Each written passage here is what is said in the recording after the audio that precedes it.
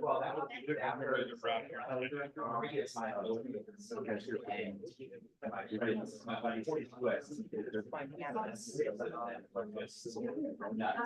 we didn't plan on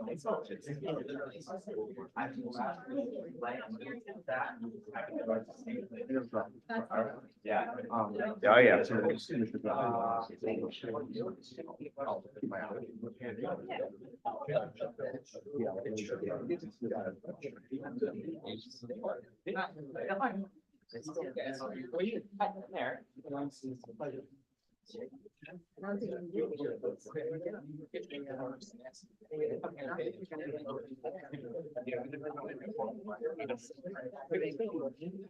Yeah.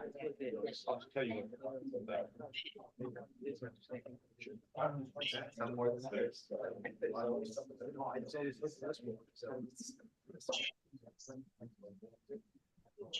Yeah.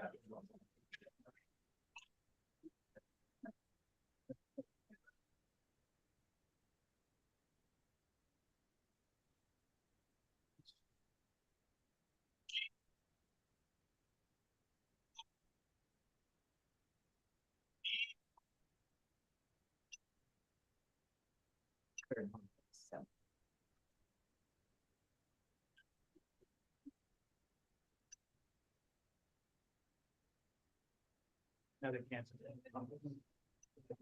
Yeah.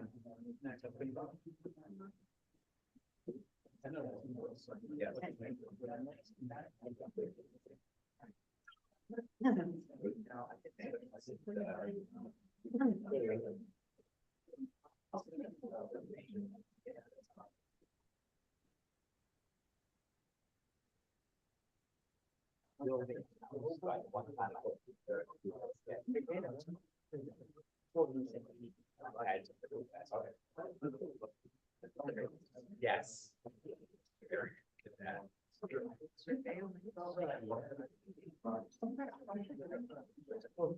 No, that's not me. I watched that's different guys.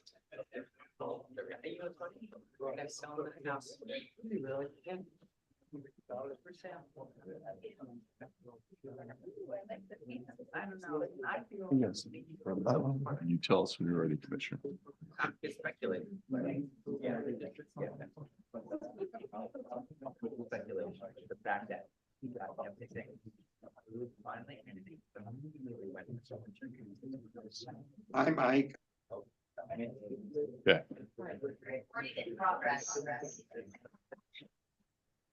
Ladies and gentlemen, we'd like to call to order the regular city commission meeting for July 9th, 2024 at 7:03 PM. Can we please have roll call? Commissioner Hudak, Here. Commissioner Parnez, Here. Commissioner Preston, Here. Vice Mayor Drosky, Here. Mayor Gans. Here. If we could please stand for a moment of silence, our pledge of allegiance. Before we do, I ask everyone to please keep in their thoughts former longtime resident Lillian Lorraine, who was in charge of the Single Family Homeowners Association for many decades here in our city, who recently passed away, and Mickey Gomez, a former city employee who was an excellent son and friend.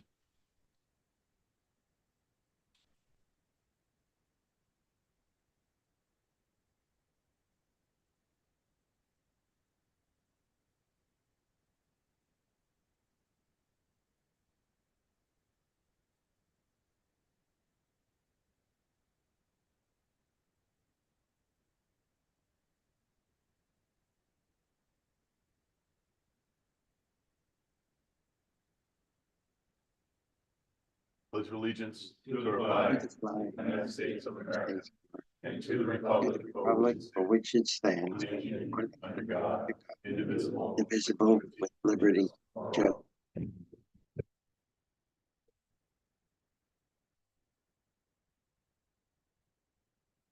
We please have approval of the city commission meeting minutes for June 18th, 2024.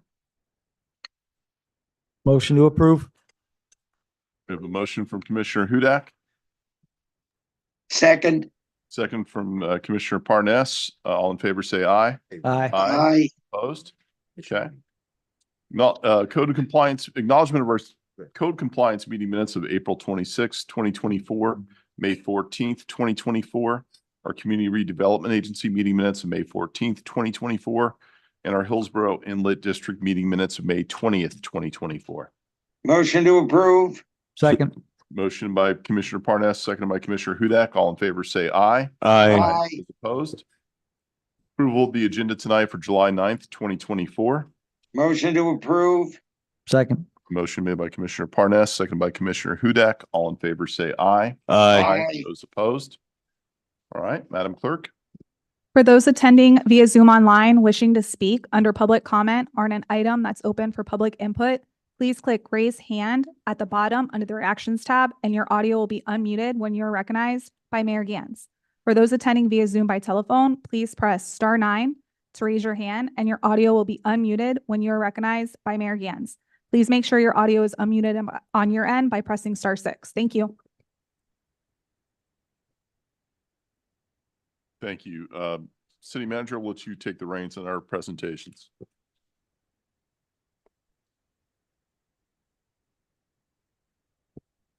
Good evening, Mayor, City Commissioners, members of the public. I want to thank you, Mayor, for allowing me to do this for the staff. We have some people leaving the city. We have some excellent staff who are also coming in. And I just want to take a few moments to acknowledge those individuals. And I appreciate you allowing me to do that. We're going to start in the Department of Finance first. As you know, we had a departure of our CFO, and our assistant director at the time had also retired for her own personal reasons. With that, we were able to, one, bring in an individual who had recently retired from a city in Miami-Dade County, who is patiently waiting for a job with the IRS, which we still can't understand why she's doing that. But she's come here and she has really done a tremendous job, not only in keeping us, keeping the staff together, but for getting us through up to this point, the budget process, but more importantly, the annual consolidated financial report. Within that time frame, she has made a lot of suggestions for improvements that we can see within our operations, and I'm eternally grateful for her stepping up and stepping in and putting, not just coming here to fill in a space, but really making an impact and showing that she really cared about this city. And she's become a friend of many here, and I'd like to thank her for that. I don't think Marcia is actually here tonight.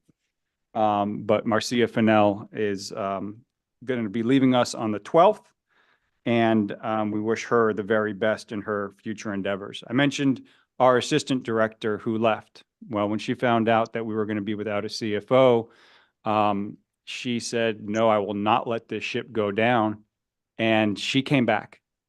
She left to go be with family. She left to go help out her family members. But she's come back, and this is actually her last day. And so I want to personally thank Sharon Haynes for doing that for us. Thank you very much.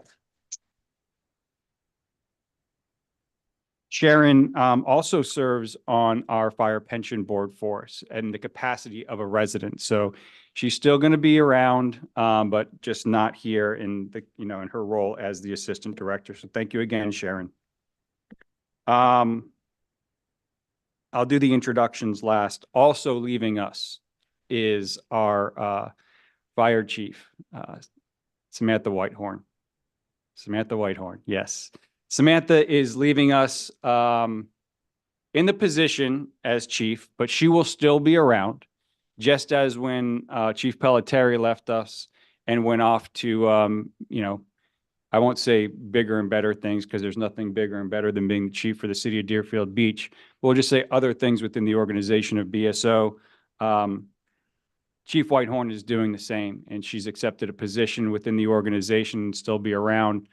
And I want to say that I truly am thankful to her, and it's been a blessing to watch her blossom in this role as fire chief and make it her own. She has left an impact on this community. She started in Deerfield Beach, and I want to thank her so much for her time here as the chief.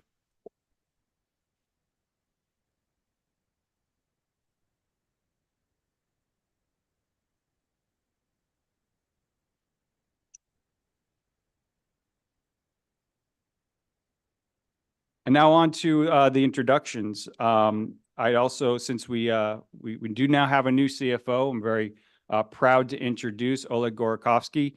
He is coming to us from the Broward County School Board. He's been with them for several years, and he has now come from the dark side into the light with the city of Deerfield Beach. And we're really happy to have him. He is a breath of fresh air. He has a great amount of enthusiasm, and he has shown already that he is ready to just jump right in and do what's necessary within that department to continue the good work of the folks that are there, but continue, with an idea of continuous improvement. Oleg, would you like to say a few words? Sure. Honorable Mayor, Vice Mayor, Commissioners, City Manager, Deputy City Manager, I believe he sits in the back there. Just want to thank you for the opportunity of coming to the city and being able to serve this great city and its residents. And I'm looking forward to hopefully productive long-term relationship. And I can assure you that you will not going to regret this. Excellent. Welcome. Nice to meet you all. Thank you, Oleg. Great to have you. And last but certainly not least, our new fire chief, Brad Masters. Brad is coming to us from Hollandale. He assisted them through their initial transition. They went over to the Broward Sheriff's Office. And he certainly, I was very impressed during the selection process with what he brings to the table. And he's very excited to be here as well. I'd like to introduce Chief Masters.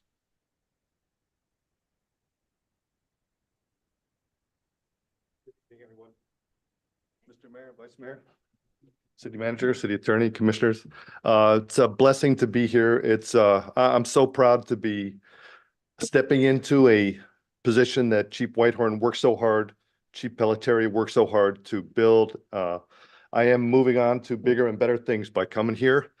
My time in the city of Hallandale has been a wonderful time for me. I learned a lot. I made a lot of really good friends, built a good network, but this is a wonderful opportunity for me, and I'm very excited to be here. So thank you so much. Spoken like a true firefighter. Welcome. And if I could just have Sharon come up and Chief Whitehorn, we do have certificates for them, and then I'll go ahead and get out of your hair, Mayor.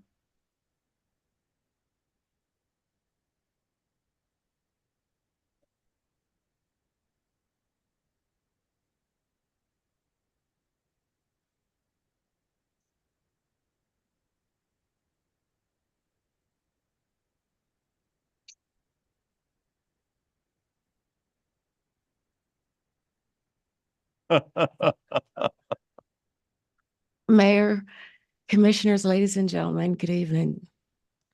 Samantha Whitehorn, your District Fire Chief. Thank you so much for the opportunity, the growth. Tomorrow will be my 24th year in this city. Started 24 years ago. You took a chance on me, hiring me, and not only hiring me as a firefighter, but allowed me to develop myself, and 3 years ago gave me the opportunity to be your fire chief. I am humbled, I'm happy, and I'm so honored to have served this city. And I will continue to serve this city, just in a different capacity. I thank you all so much. And I know my successor, he has huge shoes to fill, but he'll do a good job, and I thank you so much. Thank you. Hey, Chief, Yes. you did too good of a job, okay? I learned from the best. Thank you.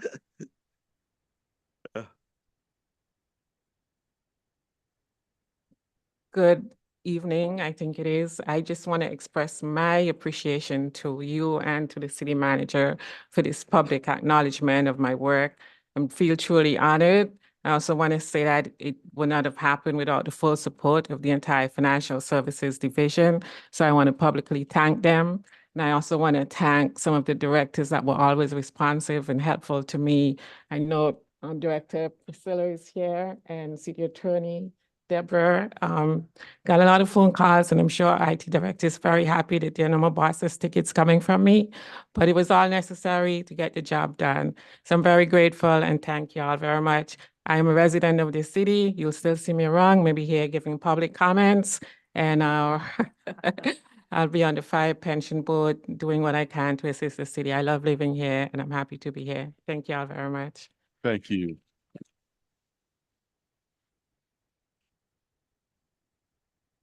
Thank you so much, City Manager. Sharon, thank you for all your hard work that you've done in the changes that we've seen in that department over the years. As a resident and sticking with us and coming back and bailing us out and working with us through some hard times, we're extremely, extremely grateful for you. So thank you so much. And we look forward to seeing you around, and feel free to tear us apart up at the mic. Chief Whitehorn, I guess it's still Chief momentarily here anyways. I cannot thank you enough for the impact you've had on us here in the city of Deerfield Beach. As Commissioner Preston said, we wish you'd done your job a little bit worse, because I think they wouldn't have been able to steal you away from us. But Chief Masters, you do have some big shoes to fill. So thank you on behalf of all of us up here and all the citizens. Thank you so much, Chief, for your service. You've been amazing. Ready for the next item, Mayor? Yes. Okay, it's my understanding items 2 and 3 may be presented together, so I'm going to go ahead and read both items into the record. We will need separate votes on both items.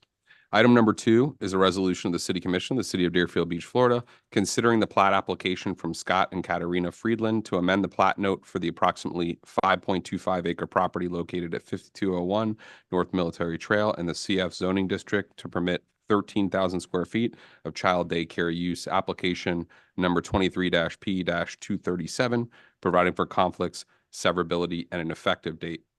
Item number 3 is a resolution of the City Commission of the City of Deerfield Beach, Florida, considering a major site plan from Scott and Katarina Friedland to construct a 13,000 square foot preschool facility and associated site improvements on the southern portion of the property located at 5201 North Military Trail. Application number 23-CF-43, considering a conditional use for the proposed child care center within the CF zoning district, case number 2610, providing for conflicts, severability, and an effective date. And the representatives for Mr. and Mr. Friedland, Mr. and Mrs. Friedland, if you come up to the mic after you give your name and address, please advise whether or not you will be waiving the formal quasi-judicial proceeding. Thank you. Should I do that now? After you state your name and address for the record, please. Thank you. Good evening. My name is Charles Putman. I'm a land planner working on the new preschool facility on Military Trail that we'll be going over tonight. I waived the Quasi-judicial. quasi-judicial requirement.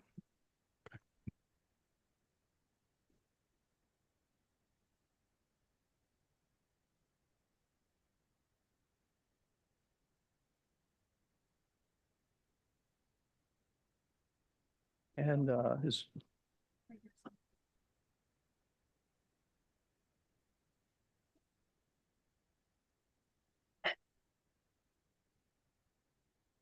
just try this out here.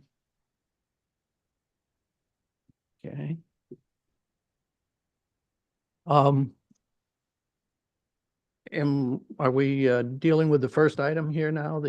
Yes, sir. I read both of them into the record, so I didn't know if you had Okay. separate presentations or together, but you Well, can present on both. The first item is somewhat ministerial in that it involves a request to change the the note on the plat. Are you all familiar with that process, or do I need to go through it? We understand it. Oh, okay, because if you do understand, that's just simply a procedural matter that needs to be taken care of. After we get approval from you, we need to go to the county and modify the plat to reflect the use that we're now making of the property and pay some more impact fees. So I don't know how deeply you want me to go into that, but I'll be happy to expound on it further if you'd like, but that's basically the situation. So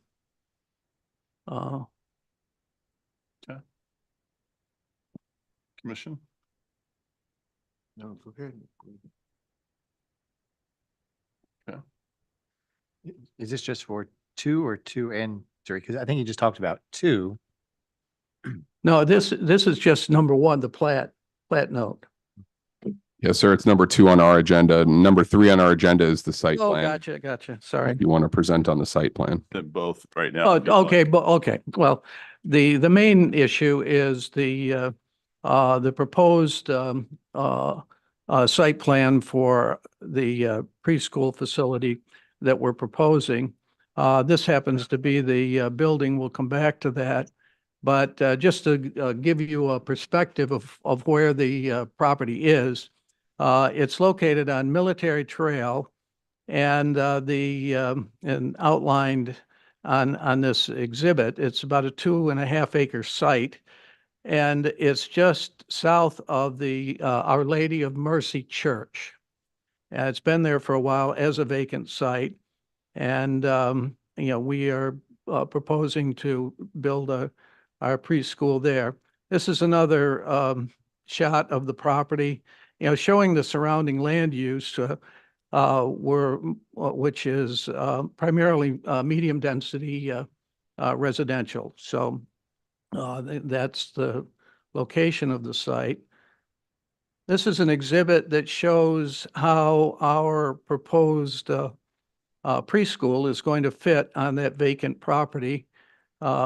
If you can recognize the Our Lady of Mercy Church on the north, and that illustrated area is the vacant lot you just looked at, showing our proposed use. This is the detailed site plan for the project, but I think more useful will be this illustrated version of the plan. I don't think there's an arrow on this, is there? Okay. So hopefully I can sort of walk you through the details. The project is, is one that really fits neatly on this site. And the building we're proposing is shown here, of course, and it's 13,000 square feet of property, of building, on the property, which is about 11 or 12% of the entire site. You can see we have generous parking, and the site has excellent access, which is already in place, by the way, on Military Trail. We anticipate continuing to share an access point with the church. They'll still be able to get in and have their access as they always have.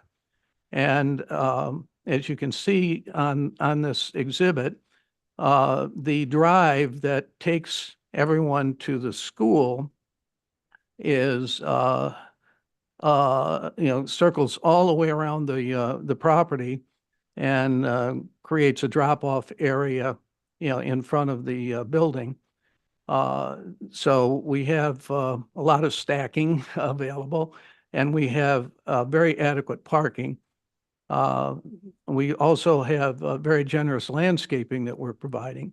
Just to give you an idea of how this relates to other types of development that might be on the site, the setbacks for the perimeter boundaries of the property are under code are about 15 or 25 feet.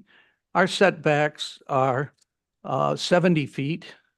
65 feet and greater. So in fact, we're about 100 feet from any adjacent residential use, which is very unusual for any kind of development. My company's been doing planning for a long time, and it's very, very seldom that you see that kind of situation. Before I get off this slide, if you can see on the bottom of the exhibit, there's an existing bus stop there, which we think will be utilized by some families utilizing this facility. And we've connected our sidewalk to that so that people can actually come and bring their children via public transportation.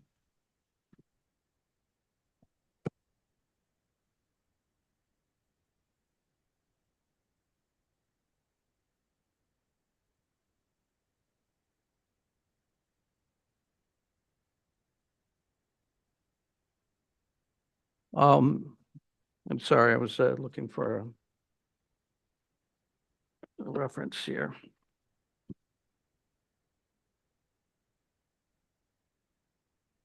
One of the things that I want to bring out, this is a facility that I think is probably going to be welcomed to the community. So far, we haven't, by the way, I don't know what's going to happen tonight, but we really haven't had any objections.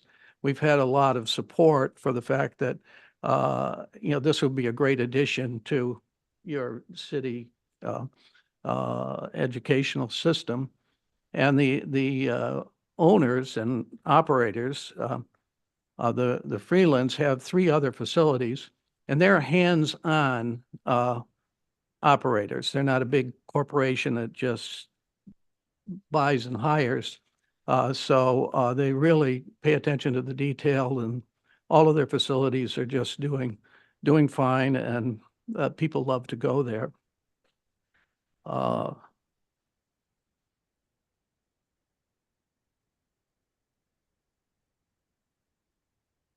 I'm going to get into access and traffic in just a moment, but before I get there, I want to let you know that we have gone before the Community Appearance Board.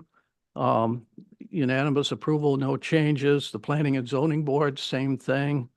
And on my end, I have reached out to all of the associations that abut the property. There are actually 4 that I sent letters to several times in some cases, letting them know about our project, telling them we'd be happy to meet with them, sending them copies of our plans. Actually, nobody called me to meet with me, but I just want to let you know that we did reach out to the associations to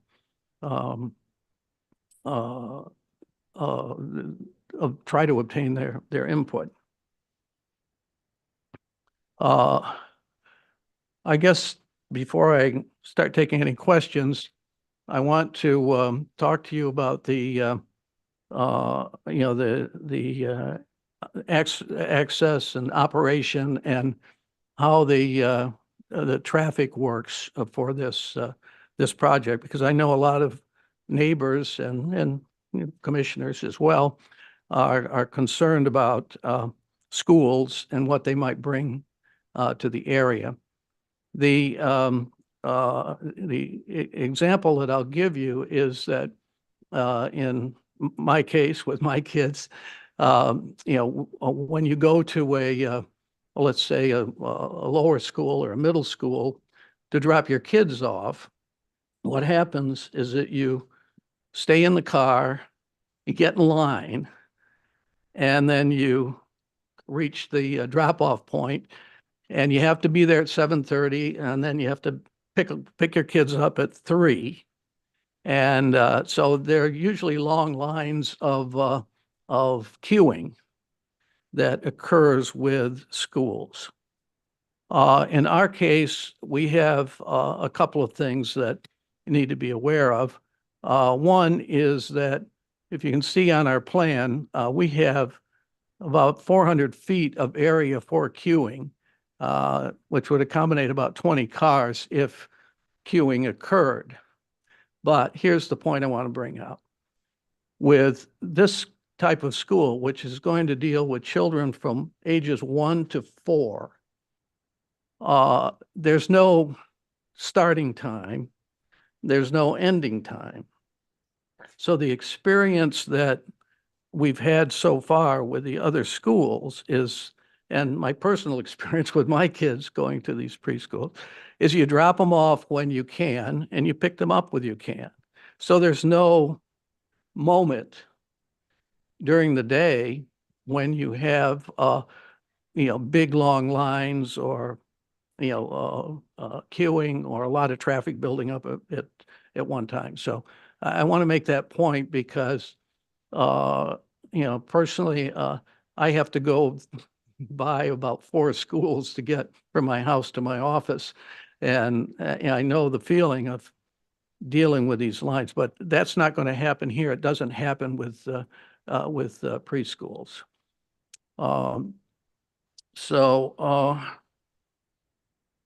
I guess the only other comments that I have are that this is a use that's not only, I think, needed in the community, but it works very well with the church.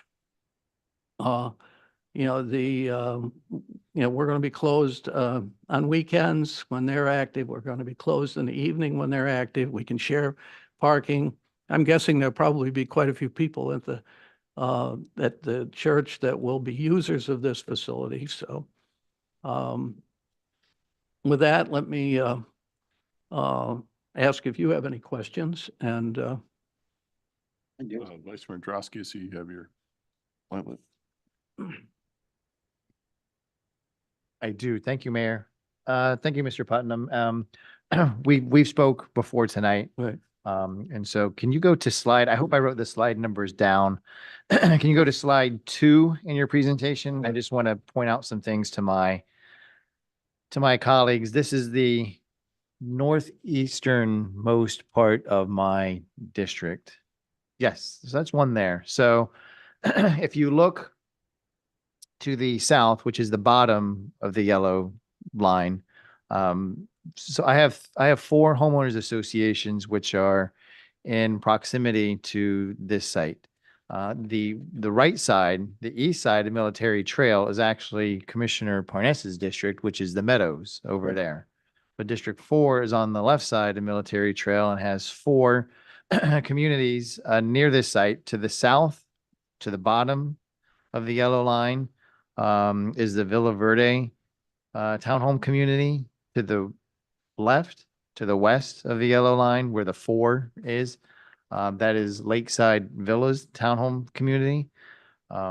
Where the 3 is at the top, that's Waterford Courtyard South, another townhome community.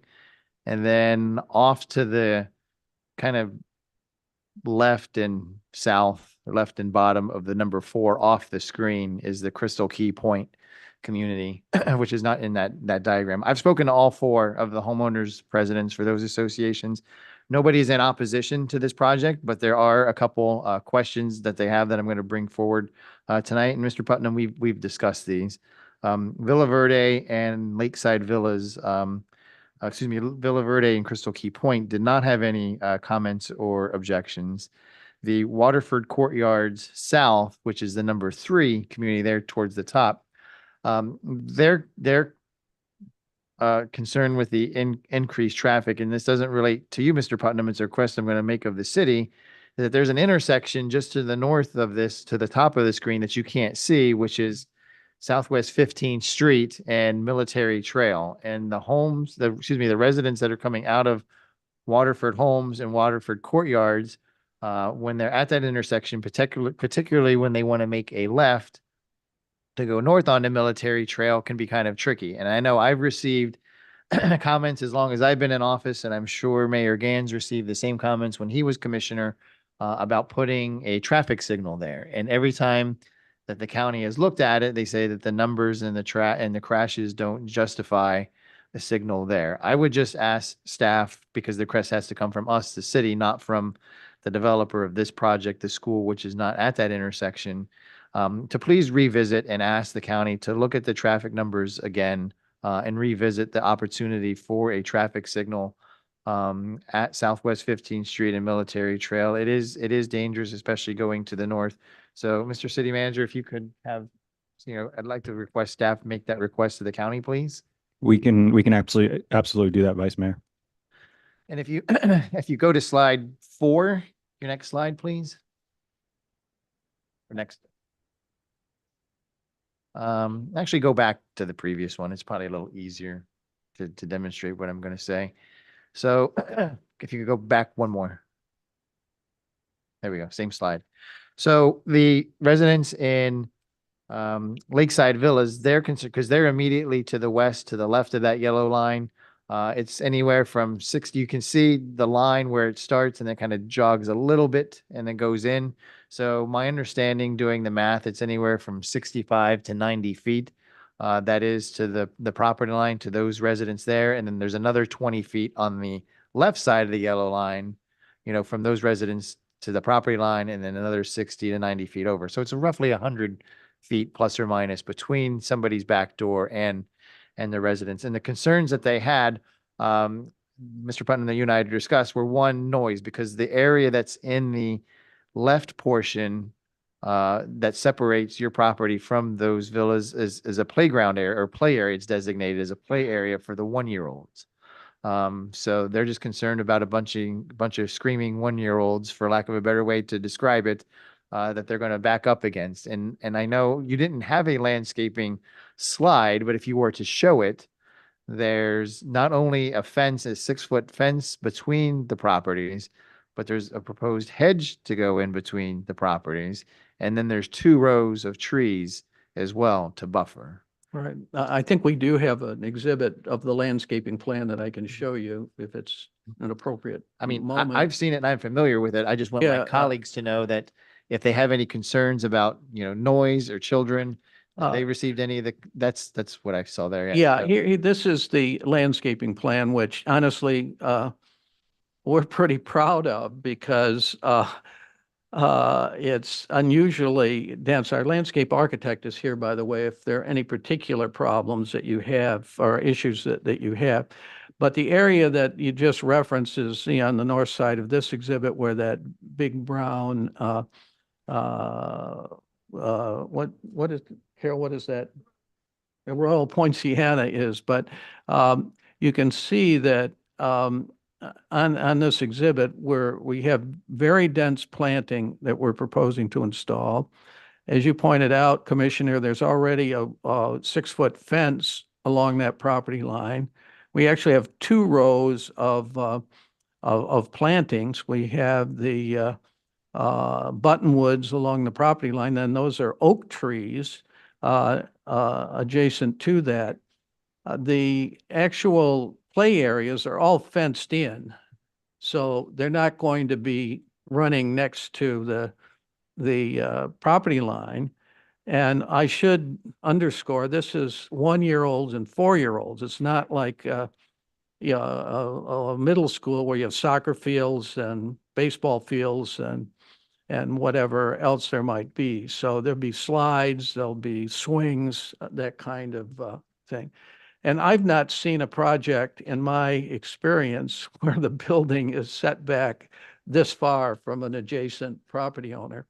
I don't think anybody wants anything next to their house if it's a vacant property, so I understand that part. But as you may know, there are a lot of other uses that could be put to this site under your code that could be like 15 feet or 20 feet from the property line. And there are things like high schools and, universities. I mean, this, I don't foresee a problem myself. If there's something we need to do, we'll do it. But, we think the distance and the landscaping will be effective. Thank you. Anything else, Mm. Vice Mayor? No, I just wanted to point out that those were the questions, those were the answers that Mr. Putnam gave me before tonight and now tonight. So I'm comfortable with that. I don't know what more I could, pardon me, ask for under the code that they already haven't done to offer that buffer between the residents and as the applicant correctly pointed out, it could be far worse, something that could go in there and closer to the residents. Thank you. Commissioner Preston? Thank you, Mayor. I know that you said that there was the community is really in support of this. What reach did you do? Was it just like a one-time thing? How many meetings did you have? Good question. The staff made us aware early on that it's important to them and to you all that we reach out to the neighboring property owners. And shortly after we started our project, I started contacting the associations. I'm going to quickly read an email that I sent to the Lakes, but I sent the same email to the Meadows next door on the east, to the Woodlands, the courtyard. Is it Woodlands? I don't think so. And one other association. But here's what I said. I'm the land plan. I'm going to skip over some of the introductories. The status of the project is that we've developed a full package of plans describing the details of the project and made our preliminary submission to the city. As part of our overall planning process, we're reaching out to our neighbors to let them know what our plans, about our plans and obtain their input. In that regard, I was given your name as the person to contact regarding the Lakes Homeowners Association. I'm not sure what your meeting policies are, but on our end, we would like to meet with you or whoever you designate to describe the details of the project and obtain your input. And I sent that twice to the Lakes, twice to the Meadows because nobody responded to me, and once to the other associations. So we really made an effort not only to let them know what we were doing, but to ask to sit down with them. And we didn't get any responses. So that's what we did and what happened. Thank you. Thank you. My understanding is residents had come out for the P and Z meeting and were in support of this project. Yes, Okay. yeah. Excellent. Thank you. At this point, I'm going to open it up to the public. Is there anyone from the public that care to comment on either item 2 or item 3? Yes, ma'am. You have to come all the way up here. Give your name and address for the record. Sorry. And just speak right at the microphone for us, please. Hello, my name is Sandra Alvarado, 4431 Northeast 2nd Avenue, Deerfield Beach, Florida. My question to Mr. Putnam is, well, I have 2 questions. One, is this going to be a for-profit daycare or is it going to be a, because the verbiage is a little unclear here. Like you say you have support, but then we hear that you didn't get any responses from any of the neighboring HOAs and communities. My question is this going to be labeled as a charter school? Is this a daycare? Is this going to be receiving funds from either the city or the school board of Broward County that could possibly take away funds from another like already established like VPK, etc.? Okay. We'll answer those questions at the end, if that's all right. Yeah. Thank you, ma'am. Appreciate it. We'll let you answer those questions at the end once the public has spoken. Thank you. Daniel Shanetsky, 34 Keswick B, Deerfield Beach, Florida, District 3. I'm in favor of this project. In fact, I'm on the planning and zoning and I voted in favor of it. I think it's a great thing because it gives incentive to bring young families to Deerfield Beach. And I know at the budget meeting, Commissioner Preston said we need to bring young families into Deerfield Beach, and this gives it a really great incentive. Also, what I'm excited about is in October of this year, there's going to be the grand opening of the Bezos Montessori Pre-K Center next to Braithwaite. Let's stick to this Okay, particular so I'm item, please. excited about that. I think it's also a great incentive for businesses to come to Deerfield Beach because businesses need daycare. So I'm definitely in favor of this. Thank you. Thank you, Mr. Shanetsky. Yes, ma'am. Good evening. Karen Shelley, 190 Durham D, also in District 3. I support this. It's incredible. Speaking from experience, my youngest son went to a preschool in Lighthouse Point at the United Methodist Church. We were able to walk there with strollers, walk home. It just helped develop community. It was a wonderful opportunity for him, and it looks like there's been a lot of good work done on this project, so I do support that. Thank you. Anyone else from the public? Okay, I'm gonna close it to the public. Sir, if you can answer the question, I'll answer one of the questions. I know that there's no money from the city going into that school. Oh, well, So that- then we're out of here. But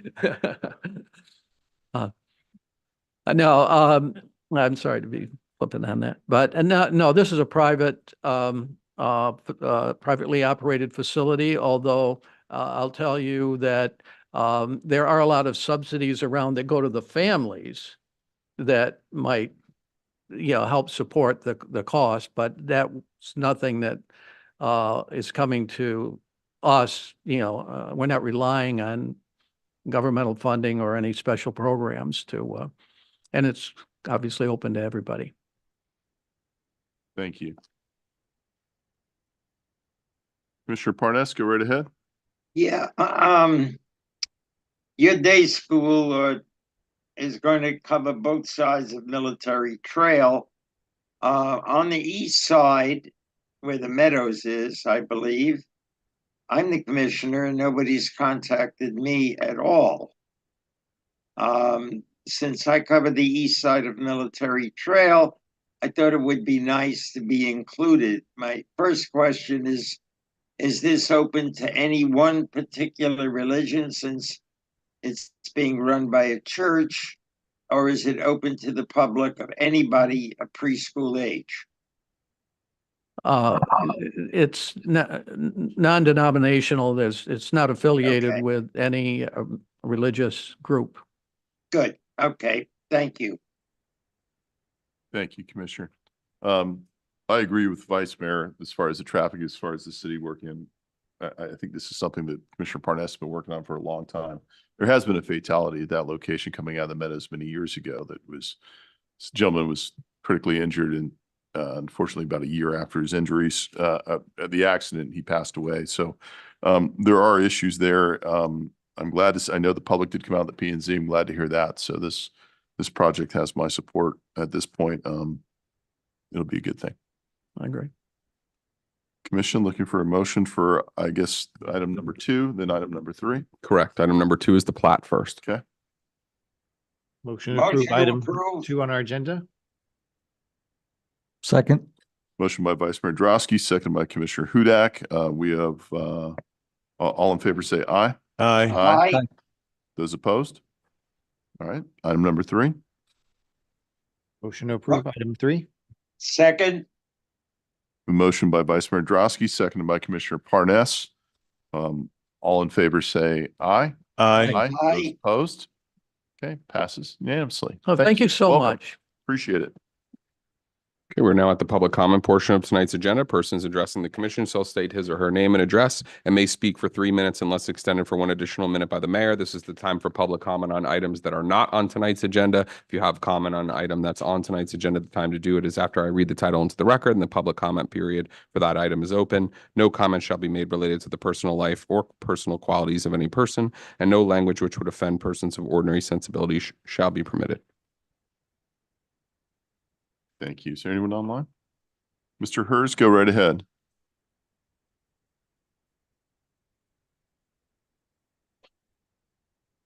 Okay, thank you, Mayor. Dan Hers, 330 Southeast 19th. Mr. Hers, I'm gonna pause you for one moment. We're having a hard time hearing you. Just give us a moment. Sorry. Oof. We can barely hear you, but go ahead, sir. Okay, I'll scream and see if that helps. That wouldn't be unusual. Go right ahead. Okay, then. Dan Hers, 330 Southeast 19th Avenue. I was very surprised when I walked into the Deerfield Beach Police Pension Board meeting on June 27th and saw the city manager and city attorney in attendance addressing the board. Why were they there? Because they knew that the Deerfield Beach Police Pension Board was supposed to vote at this meeting to sue the city of Deerfield Beach. Why did they want to sue the city? Because the city owes millions of dollars to retired Deerfield Beach police officers in medical insurance premium benefits that up to now the city has refused to pay. In fact, the city manager had refused to even meet with the Deerfield Beach Police Pension Board until the June 27th meeting. That is why the Deerfield Beach Police Pension Board was voting to sue the city, because of the stonewalling of them by the city manager. The city says their records are incomplete. I don't know how that's even possible with ex-HR Director Amanda Robin in charge of the records. Doesn't the city manager realize that these police officers risk their lives for us and are entitled to the medical insurance premium benefits by written agreement with the city dating all the way back to 1990? And make no mistake about it, the city manager's stonewalling and disrespect of the police force was done with the full knowledge and approval of the mayor and vice mayor. I want to thank all the city employees who made the 4th of July so special in Deerfield Beach, especially the sanitation workers like Brandon and Matthew, who started cleaning up the beach less than 30 minutes after the fireworks were over. I also want to make sure the city saved $45,000 by not having to use a barge for shooting off the fireworks. Thank you. Thank you. Anyone else on? Okay, yes. I'll have to wait. You can Ms. Cook, go right ahead. Come on up. Hello, Paula Cook, 62 Centennial Court, Deerfield Beach. I wanted to say something about the presentation of survey results on downtown Deerfield. Now, the survey was it was only done by 1% of the residents, 1%. And when I went to the workshop that they presented and this presentation, their vision is always multi-use buildings, businesses on the bottom, rental on the top. That is their only vision. Didn't come from us. It's theirs. It's their vision. Now, in their survey, they had a question about residential development. It was the lowest value in their survey of all the things. The people wanted that the least. And yet their presentation was 50% buildings like that. So they ignore their survey. And they just want to push their vision here. Now, I understand people want a nice park. I understand they want a lot of things. But the one thing that wasn't on this survey was anything about an estimated cost, which will be on the taxpayers. Now, if the taxpayers were presented with a cost along with this, I wonder what they would say to that. You know, you have to think about us a little bit. Last year, we're in an inflationary spiral at the moment. Last year, the fire and the police bill that we got doubled. That's what you said when we went to the budget meeting. Next year, our city employees are going to be asking for a new contract. And we're just stuck here in the middle. And if you, I can understand these guys wanting a wonderful park to make their rental units desirable. But if all we really need is a city hall, because our city hall building is too old, please, why don't we just think about a city hall instead of these grandiose designs that's going to cost us a lot of money. Thank you. Thank you.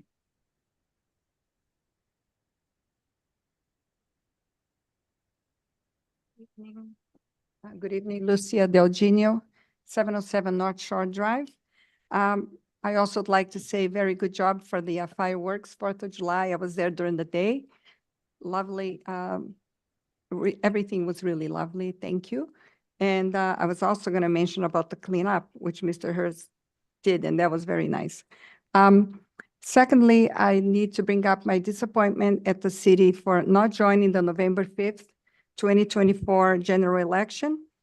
I do work with many candidates, and I'm very familiar with the election rules and organizations.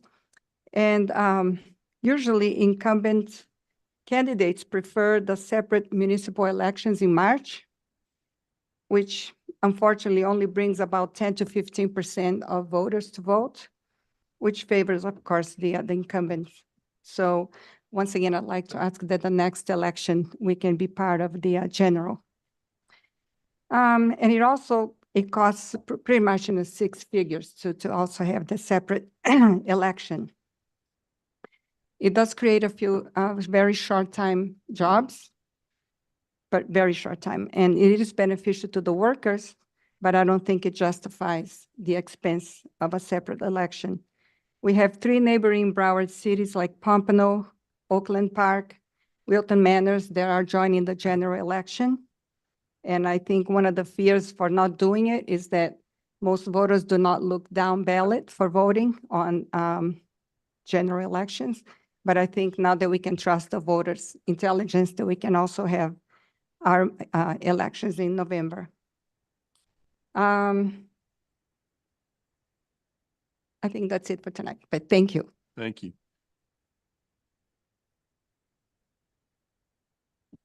Anyone else?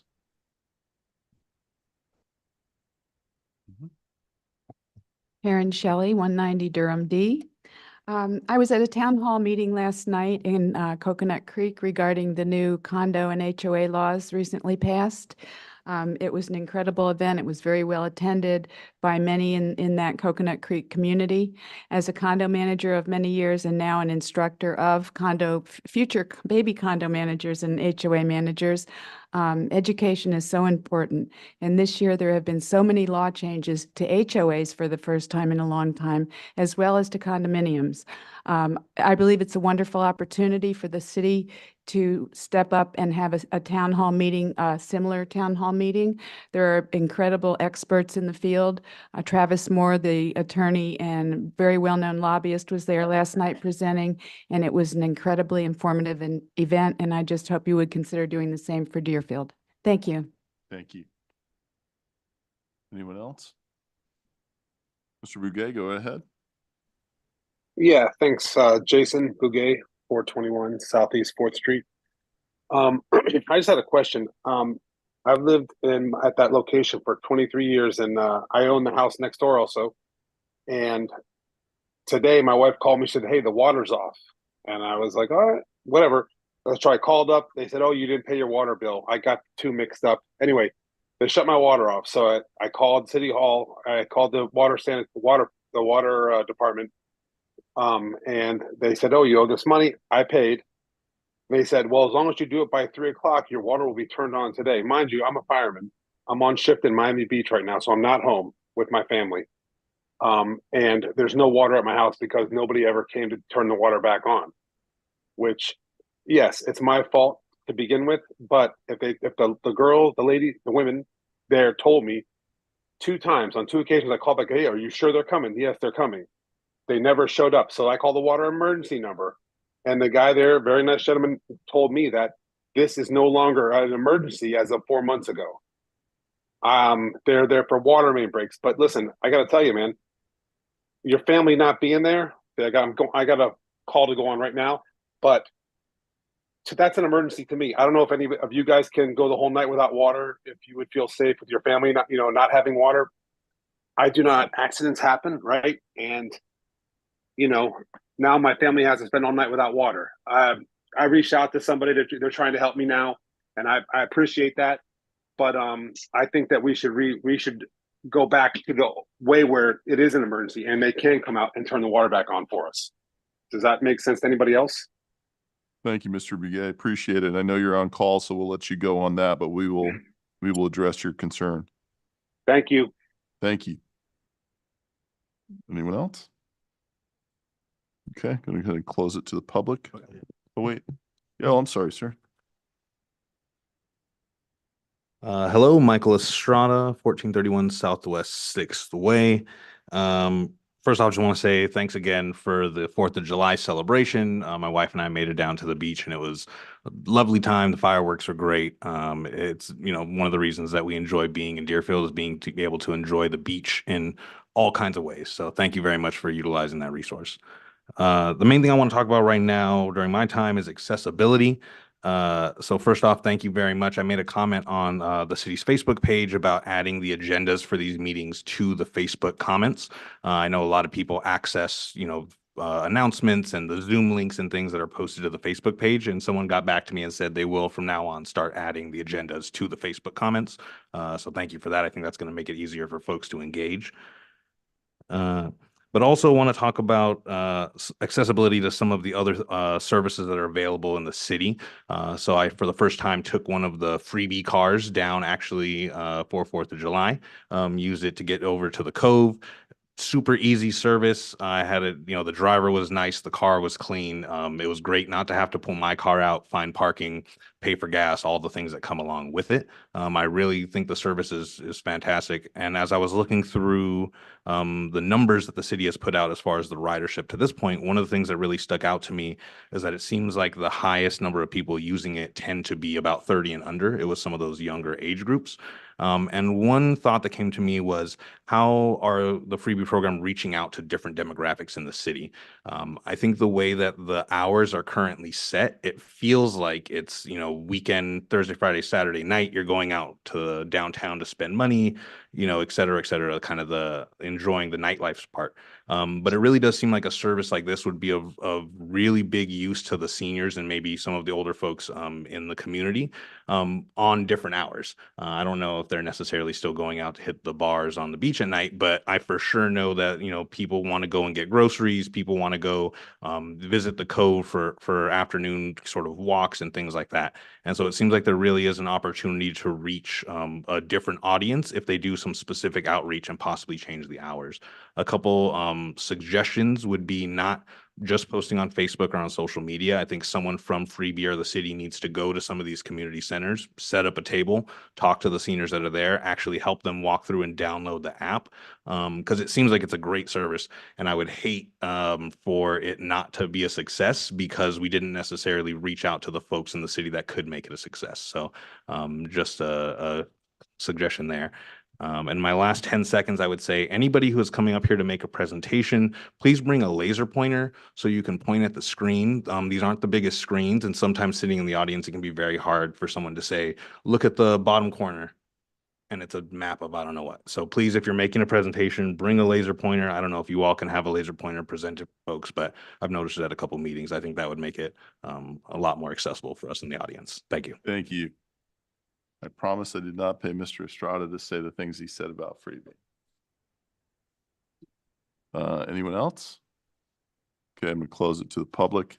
Couple things, city manager, city attorney, you want to address the inaccuracies from Mr. Hers regarding the police pension?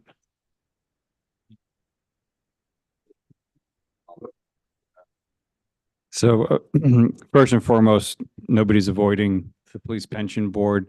It wasn't until probably mid-May that really myself and Anthony became abreast of the situation. So the next available meeting for us to attend was the one that we attended. I thought we had some good dialogue with the police pension board. We're waiting on some information from them so that we can analyze that a little bit further. Of course, my what I've told the commission, what I've told the board, the police pension board is, if we owe you money, it's not a matter of the money. We're going to make sure that we make you whole, but we just got to agree on what that is. So that's where we're at right now, and that's what we're working on. And we may have an item in the future coming before you shortly in that regard. Thank you. At the next meeting. So while he referenced a written agreement that goes back many, many, many years, there's also another amendment to that would change that, and that's part of the contradiction. Yeah, there are multiple agreements in play. Right. So it's not as clear as some may present it. Of course not. Thank you. Appreciate that. As far as the survey, I don't know what the idea is, thinking that the ULI comes in and pushes their vision as if they're the ones building this. I hope that's not the misconception that they are. They have nothing to do with it. They come in, they give their advice to us, and they move on. They're not building anything. They're not part of that at all. So I hope that's not the misconception. Of course, once you get an idea of where you want to go with something, then you start talking about, well, how much is that going to cost? The first deal is to engage the public to figure out what they want. Thank you for sharing your opinion on what you want. Others may agree with you, others might not agree with you. But I think that's the whole point of it. And then once you figure out what the cost is, people's opinions on what they want will certainly change once they realize how much it costs. So I think, I don't want anyone to walk away with thinking that they're a group that comes in and pushes their vision and that they somehow make money on this or anything like that. They give their experts in the field, they give us some options of what could possibly happen to give us an idea. That's all. And then they move on. And that's what their work is. So I hope there's not a misconception on that, but thank you for sharing your opinion on it. Municipal elections in March are part of our, it's part of the, thank you, our charter. So it'd have to be voted on for everybody to do that. And that election, by the way, to vote on the charter would actually happen in March. And while there's differences of opinions, one thing that the 6-figure extra cost is no longer applicable. Is that correct? That the cost is the same? Yeah, the clerk may be able to give you more specifics, but the cost, my understanding is the cost differential from coinciding the election with November versus March has gone down significantly. It used to be much more substantial. That used to be an accurate statement. It hasn't been an accurate statement in a couple of years. So everybody who keeps pushing that, it's inaccurate because that's not what the supervisor of election, according to the numbers they've given us, is the case. So that's no longer a viable option on that, or a viable argument on that. I'm sure that there are differences of opinions on it, that people think that, well, we can have elections in November, more people will turn out. But again, a lot of people don't vote that way. I would prefer to have people that are actually educated, that know the issues, that actually take the time that they don't think that voting is an inconvenience, that will actually show up to vote for their city, than people who just show up because they want to chase some kind of partisanship and just Christmas tree it all the way down the line. So it's a difference of opinion. I think back in the day when they created our charter, there's a reason they did it. It could always be revisited if enough people say. The forum, excellent idea. Thank you very much. Can we look into what happened with Mr. McGay with the water shut off, and we can get something taken care of that? And maybe do it tonight.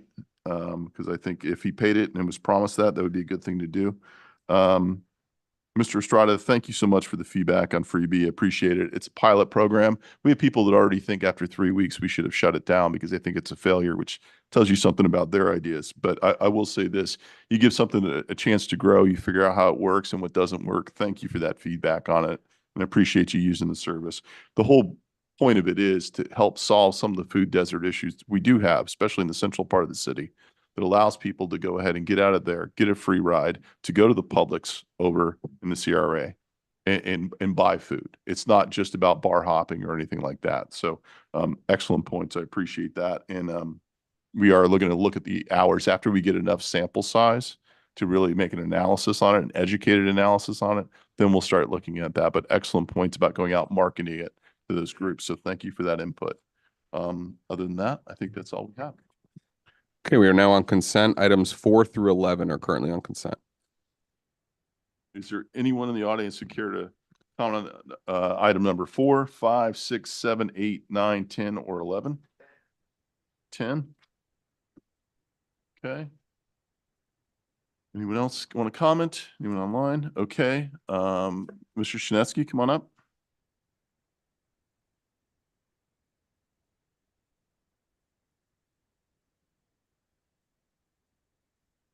Daniel Shinetsky, 34 Keswick B, Deerfield Beach, Florida, District 3. I'm in favor. I just want to say I'm in favor of this volleyball tournament. And the great thing about it was it's named after Rance, who was a Flagler County firefighter, and he actually had a stroke in 2010.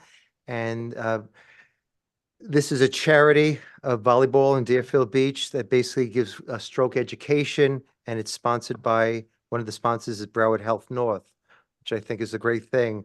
He was 34 years old from what I was reading, and he had a brain aneurysm, and He was an active volleyball player, as well as, I said, a Flagler firefighter. So I'm definitely in support of this. I think we need great entertainment events to draw people to Deerfield Beach and to look at our beautiful beaches. More people that come to the beach, better business for Deerfield Beach. Thank you. Thank you. Okay. Nothing else? I'm going to close it to the public then. Commission? Any polls that you have to discuss? Okay. No? Motion to approve? Second. We have a motion from Commissioner Parnas. We have second from Commissioner Hudak. We have roll call, please. Commissioner Hudak, Yes. Commissioner Parnas, Yes. Commissioner Preston, Yes. Vice Mayor Drosky, Yes. Mayor Gantz. Yes. Item number 12 is a resolution of the City of Deerfield Beach, Florida relating to the collection of nuisance abatement service assessments, adopting findings of fact, directing the preparation of an assessment roll, providing for notice, and providing an effective date.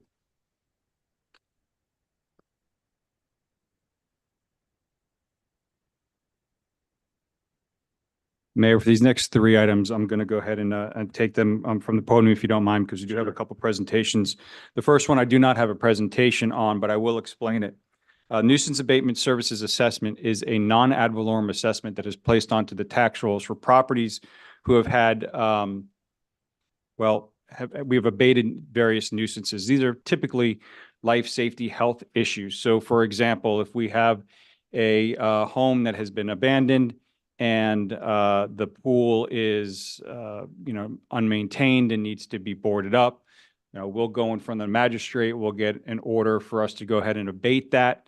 And then if those fees are not paid, then we have the ability to put that onto that individual property owner's tax roll to increase our likelihood of recouping our costs for that abatement services that we provided. The list of the properties is in the backup.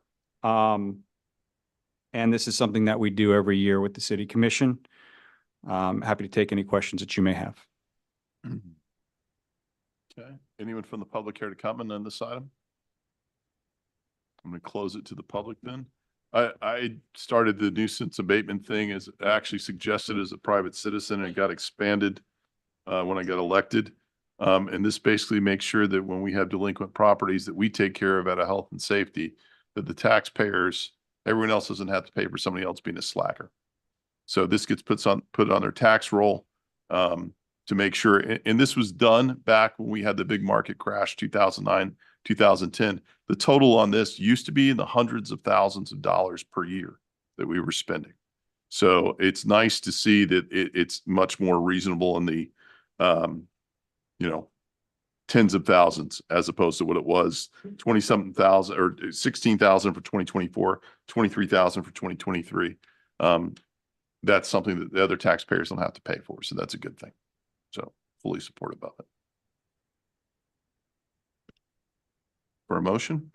Motion to approve. Motion by Commissioner Preston, second by Commissioner Parnas. Roll call, please. Commissioner Hudak, Yes. Commissioner Parnas, Yes. Commissioner Preston, Yes. Vice Mayor Drosky, Yes. Mayor Gantz. Yes. Item number 13 is a resolution of the City of Deerfield Beach, Florida relating to the provision of stormwater management services and collection of stormwater utility assessments, estimating the cost of stormwater management services provided by the city's stormwater utility, determining that certain real property would be benefited thereby, establishing the method of charging the cost of stormwater management services against the real property that will be benefited thereby, directing the preparation of an assessment roll, establishing a public hearing for the proposed stormwater assessment, providing for notice, severability, and an effective date. This next item is also a non-ad valorem assessment that will appear on all property owners' tax bill in the coming year. This currently shows up on the utility bill. I'm going to close this so I can see a little bit better. So I have a brief presentation. We've discussed this recently when the City Commission did approve moving this over to the tax roll. So this is really just a refresher for you and the public who may not have been aware of that. And I'll go into some level of detail as we go through the slides.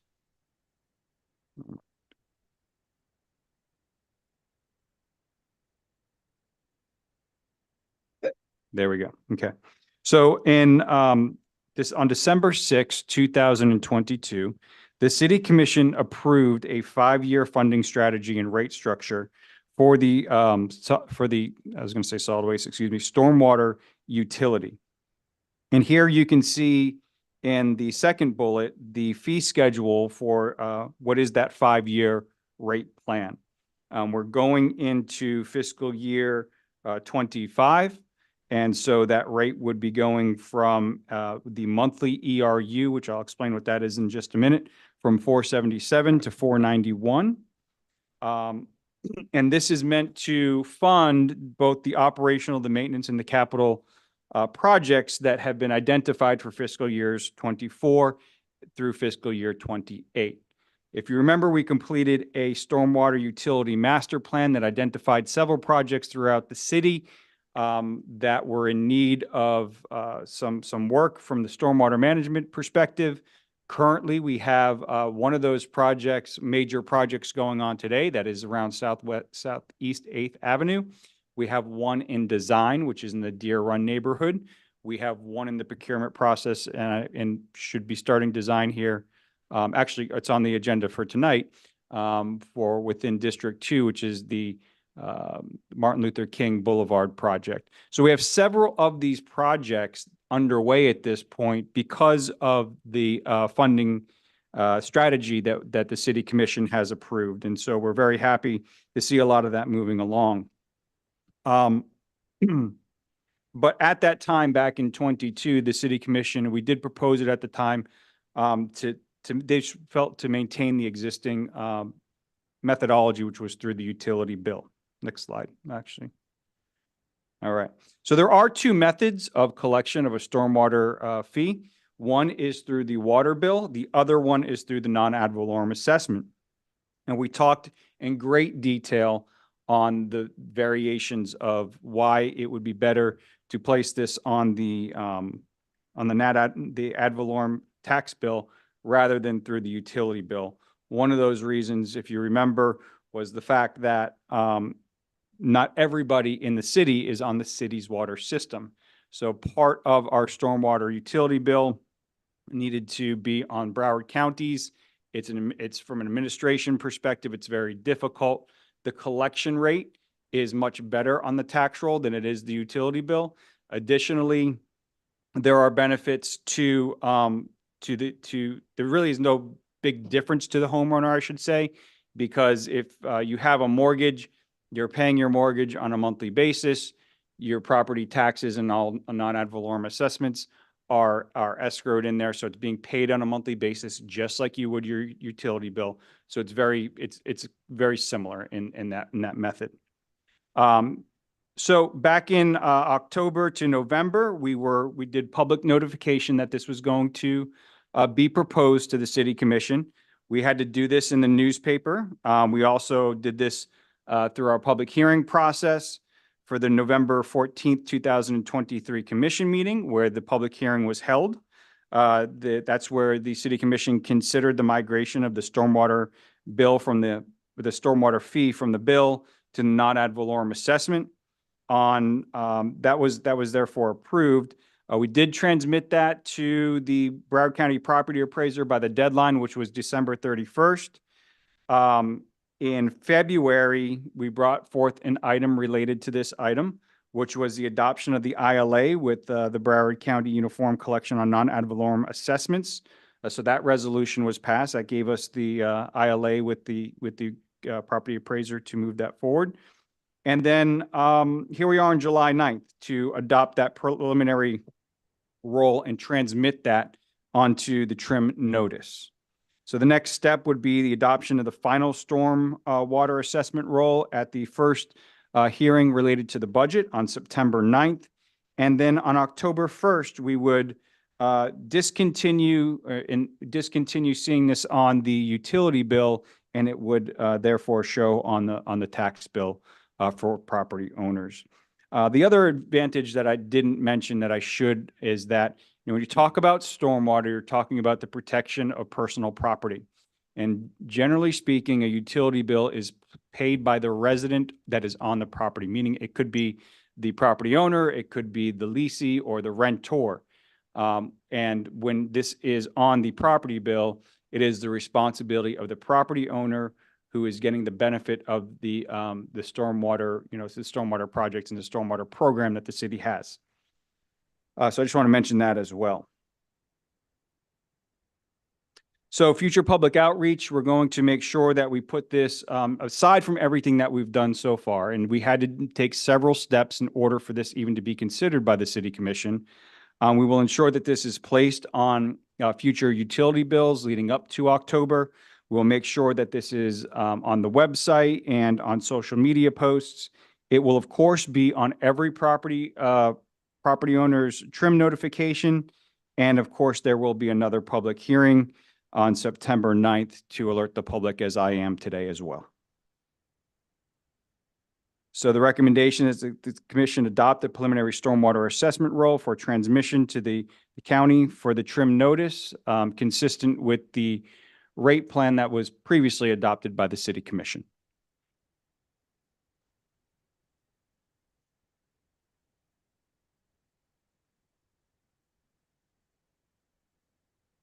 Thank you. Anyone from the public care to comment on this item? Close. Oh, go right ahead.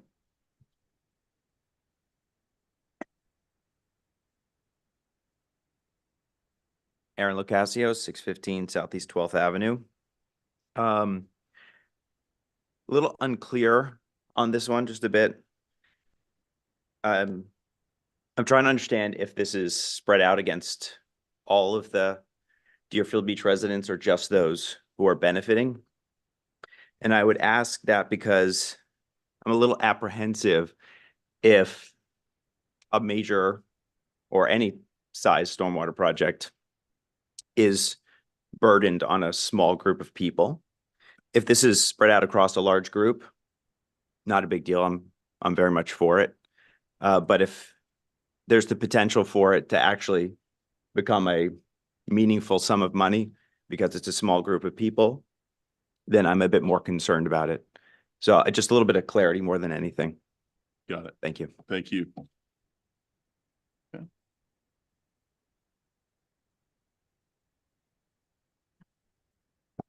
Well, the Cook, 62 Centennial Court. I am a little confused.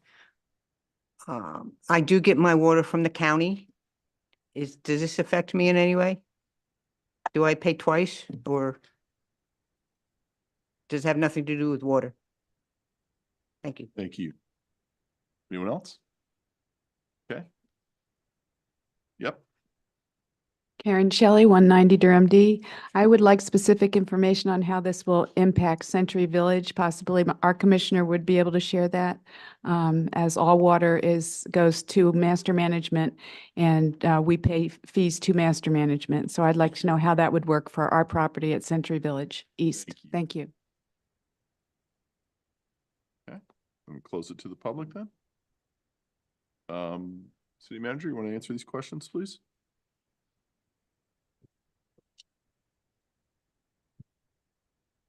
So currently, the stormwater fee is on every utility bill, whether or not you're on the city's water system or the county's water system.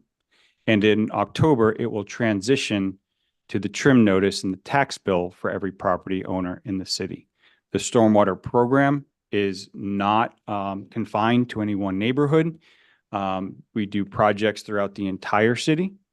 We have a planned capital improvement program that we have on the city's website, where you can look at the various projects that we have planned. We also do smaller projects throughout various communities when we have smaller issues, if we need to put in storm structures or little things like that. So this is a citywide program to benefit all properties within the city of Deerfield Beach.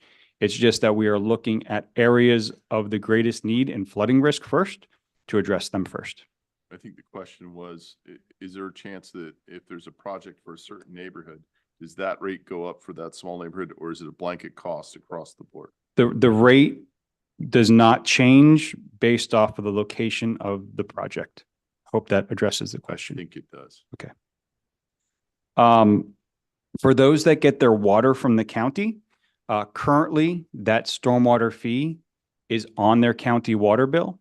And as long as they were a property owner in that area, it will now show up on their property bill. Because stormwater is not the same as drinking water that comes into your house that they're paying. I hope not. Yes. It's the county, you never know. The third question was related to Century Village, and what I can say is that Century Village has 3 large meters. So when the city bills Century Village for their water, there's only 3 accounts, and those 3 accounts are going to master management, and those bills do include the stormwater fee on those bills that go to master management. On October 1, it will now go to the property owners. So however it is divvied up within Century Village in terms of property ownership, it will end up on those property owners' bills. And in terms of, what will happen with that, anything that master management no longer pays, that is really a matter for Century Village to speak on. Thank you. You're welcome. Okay. Commission?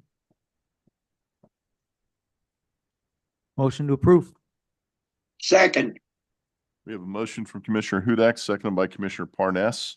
We have roll call, please. Commissioner Hudak, Yes. Commissioner Parnas, yes. Commissioner Preston, Yes. Vice Mayor Drosky, Yes. Mayor Gantz. Yes. Item number 14 is a resolution of the City of Deerfield Beach, Florida, relating to the provision of fire services, facilities, and programs in the City of Deerfield Beach, Florida, establishing the estimated rates for fire rescue assessments for the fiscal year beginning October 1, 2024, directing the preparation of an assessment roll, providing for a vacancy adjustment procedure, authorizing a public hearing, and directing the provision of notice thereof, and providing an effective date. I think this is the last one, Mayor and Commissioners, or at least I'll give a presentation. This is the fire assessment rate setting, the preliminary rate setting for the fire assessment. And the fire assessment is also a non-ad valorem assessment that shows up on the tax bill.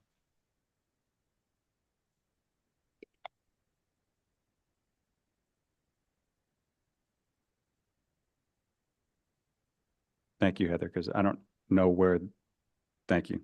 So this fire assessment was established by state statute back in 1971, and it's a revenue source used to offset the cost for providing fire services. And what I want to point out there is, we have fire rescue operations. So this only applies to those costs that are associated with the fire service, not the rescue services or the ambulatory services, as some might refer to it as. And the cost is allocated to individual parcels, not individuals. It requires a study by qualified consultants to identify the costs that are associated with providing fire services, and then establishing the recommended fees based off of that study and those costs. The assessment is grouped into categories. So in other words, you have residential, you have commercial, and you have institutional. In many cases, governments do not charge a portion of the institutional category, and those would be your properties like your churches, your synagogues, your nonprofits, so on and so forth. And that's where the next bullet relates to, is categories may be exempt, and there can be that buy down. That's what that's referring to. Cities have the ability, and do in many cases, assess at 100% of the cost for each one of these categories of use. And thank you. So moving current, the first study that was completed by the City of Deerfield Beach to implement a fire assessment fee did not occur back in 1971. It was 2002. And the categories established for a buy down on those institutional categories that I had mentioned earlier. And subsequent studies supported the various rate adjustments from that time. In 2022, that was the last time that the city conducted a full-blown study for the rate. And you typically want to do an update about every 4 to 6 years, or average at 5. That 2022 study.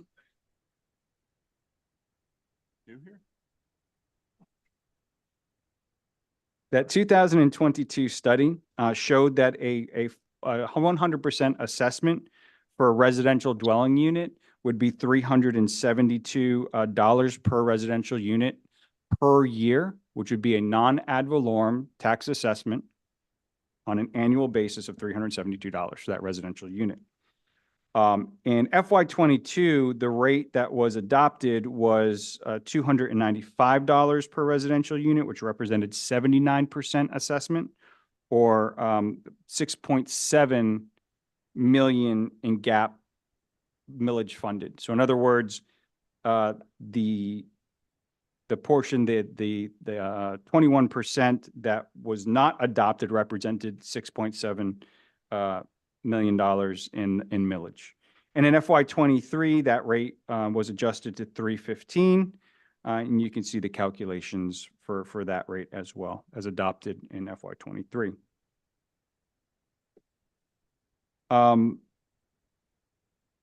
In FY '23, there were some things that we wrestled with that were adopted by the state, which were a change to the FRS contributions for both fire and police that hit the city's budget by approximately $2 million, about $1 million each. We also, within this current study activity, it does not contemplate the results of the public safety master plan. And that master plan will be coming before the commission probably sometime in the fall. It's close to completion, and it's going to make some recommendations.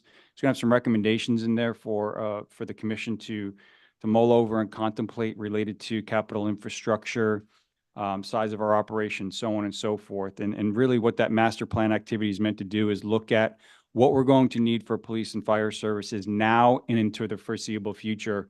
And it's assessing those needs against, the current infrastructure that we have, meaning the facilities that we have, the various fire stations and so on. It goes into, and it also will go into an assessment of those current fire stations for you. And so those costs are not contemplated in the current study that was done in FY '22.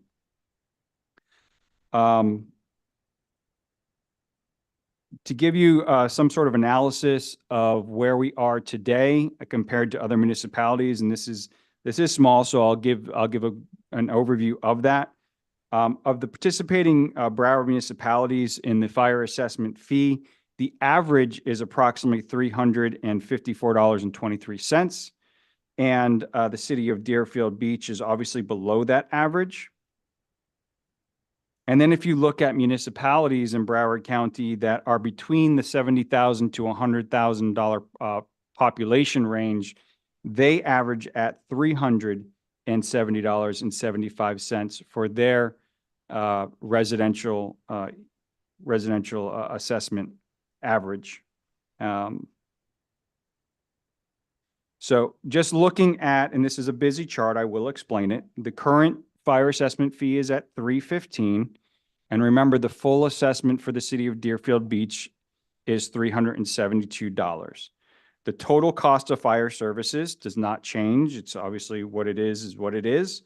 And the revenues from the fire assessment obviously go up as you increase your fire assessment fee. The millage gap that I talked about earlier, which would be the amount of the percentage that would be used for millage rather than the fire assessment fee, in that case, obviously then goes down. And then they'll be providing you with that millage gap equivalent as the fee is changed. So, and then the last row there provides you with what that annual increase is per residential unit based off the various rates that the city commission could adopt. Now, when I say could adopt, you cannot go any higher than $372 because the study activity that was done in FY '22 says that the 100% assessment would be $372. So you can't go higher than that. You can always go lower than that. The city has also traditionally gone lower than that. So the recommendation within the preliminary rate resolution is $325. And the reason for that is that once you do your initial rate resolution, you cannot go any higher. You can go lower. You can maintain the fire assessment fee that you have today at $315, but you can't go any higher than what you adopt today. So because we are still working on the budget, I'm making a recommendation that at least for the initial resolution that the City Commission adopt the 325 rate. We can certainly have individual conversations and public conversations about that as we move forward. But on September 9th is when you would actually adopt the final fire assessment rate fee. This also states that around August 15th, we'll be doing another presentation as we have in the past to the City Commission and the public, which would provide you with the proposed budget presentation. And again, at September 9th would be the adoption of the final fire assessment rate. I'm going to go back one slide real quick just to show you what has been at least recommended in the initial rate resolution, which is an annual increase of $10 to the $325 residential rate, which is again currently $315. And that is it for the presentation on this. I'm happy to answer any questions that the commission may have. Thank you. Commissioner Hudak? Thank you, Mr. Mayor. If you could go to slide 7 again, please. So initially you said the $372 rate would fully fund the fire assessment. And this slide says that there's still a $2.8 million gap if we even selected the 275. Can you explain why that's not zero? Full contract value. So the full contract value of the BSO fire contract would include both medical and fire services, right? Okay. So you can't include the entire contractual amount. Okay. So this is, okay, I get that. And again, what we're voting on today is just the maximum amount that we can approve at our September 9th budget meeting. That is correct, Commissioner. Okay, thank you. Thank you. Is there anyone from the public here to comment on this item?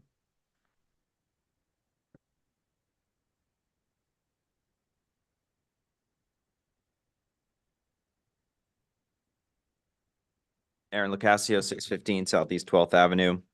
So just again, similar to my comments on item 13, which I think I understood. I live in District 1.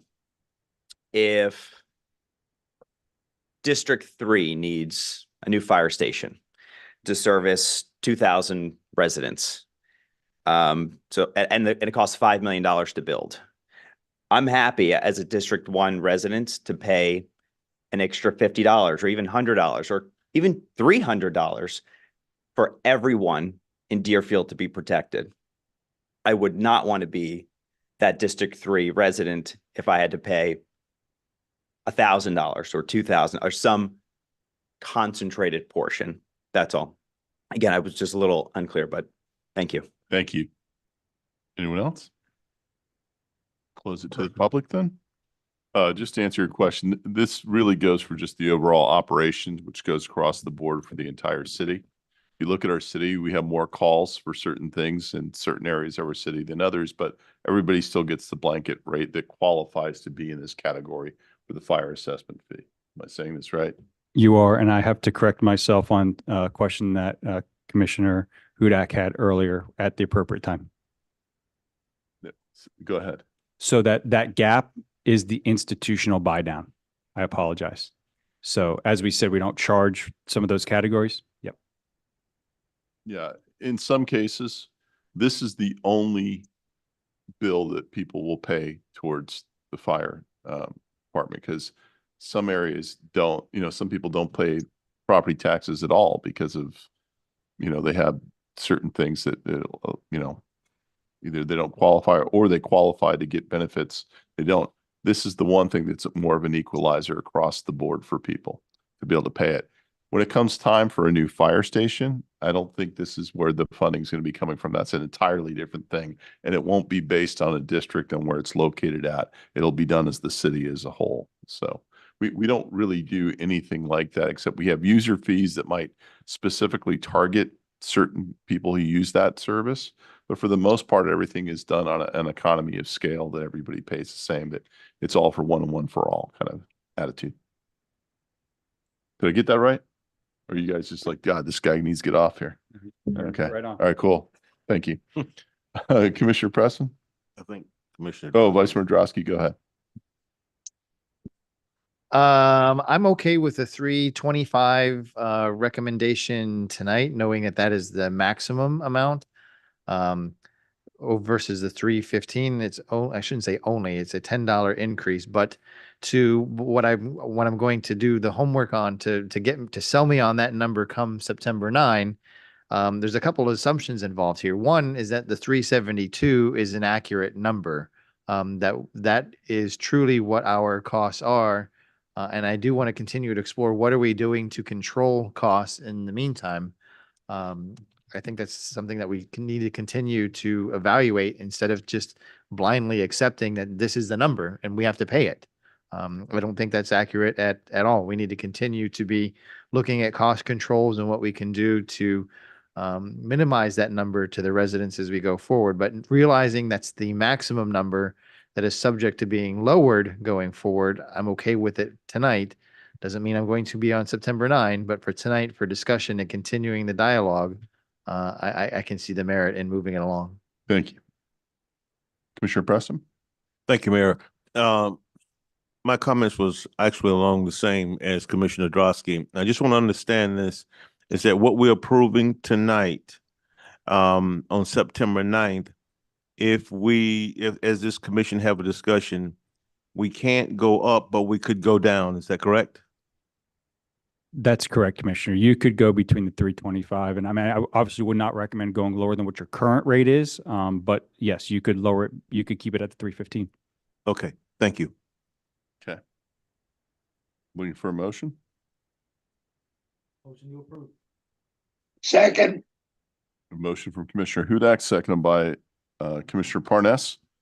We have roll call, please. Commissioner Hudak, Yes. Commissioner Parnas, Yes. Commissioner Preston, Yes. Vice Mayor Drosky, Yes. Mayor Gantz. Yes. Item 15 is a resolution of the City Commission of the City of Deerfield Beach, Florida, approving an agreement with Red Speed Florida LLC for the installation and operation of a turnkey speed detection camera system for enforcement of speed limit violations occurring in eligible school zones at no cost to the city, utilizing the terms of the City of Plantation term contract number 005-24 for a 5-year term with 1 5-year renewal option, providing for execution, implementation, severability, and an effective date. Good evening, Mr. Mayor, Mr. Vice Mayor, Commissioners, and residents. This has been a year-long process that we've been in with these speed cameras for the school zones. So the presentation I wanted to give tonight is a little bit thorough to make sure that everybody understands, because we've had a few meetings, but those have been in the past and over a period of time. So I just want to make sure we're all on the same page. This actually started last July when the governor signed into law the ability for cities to enforce speed in school zones using technology. We researched that law. We researched the technologies that were available. In last September and October, you'll recall we did a speed study. That speed study, if you remember, was about 6,500 vehicles in violation in a given school day. There was also a little hiccup along the way that FDOT had to jump into the mix, and they had to come up with a whole bunch of new regulations in November and December, which pushed some things back, including the co-op for an RFQ that was headed up by Plantation, which started in December and just ended at the end of June, which is why we're here today before you with that contract.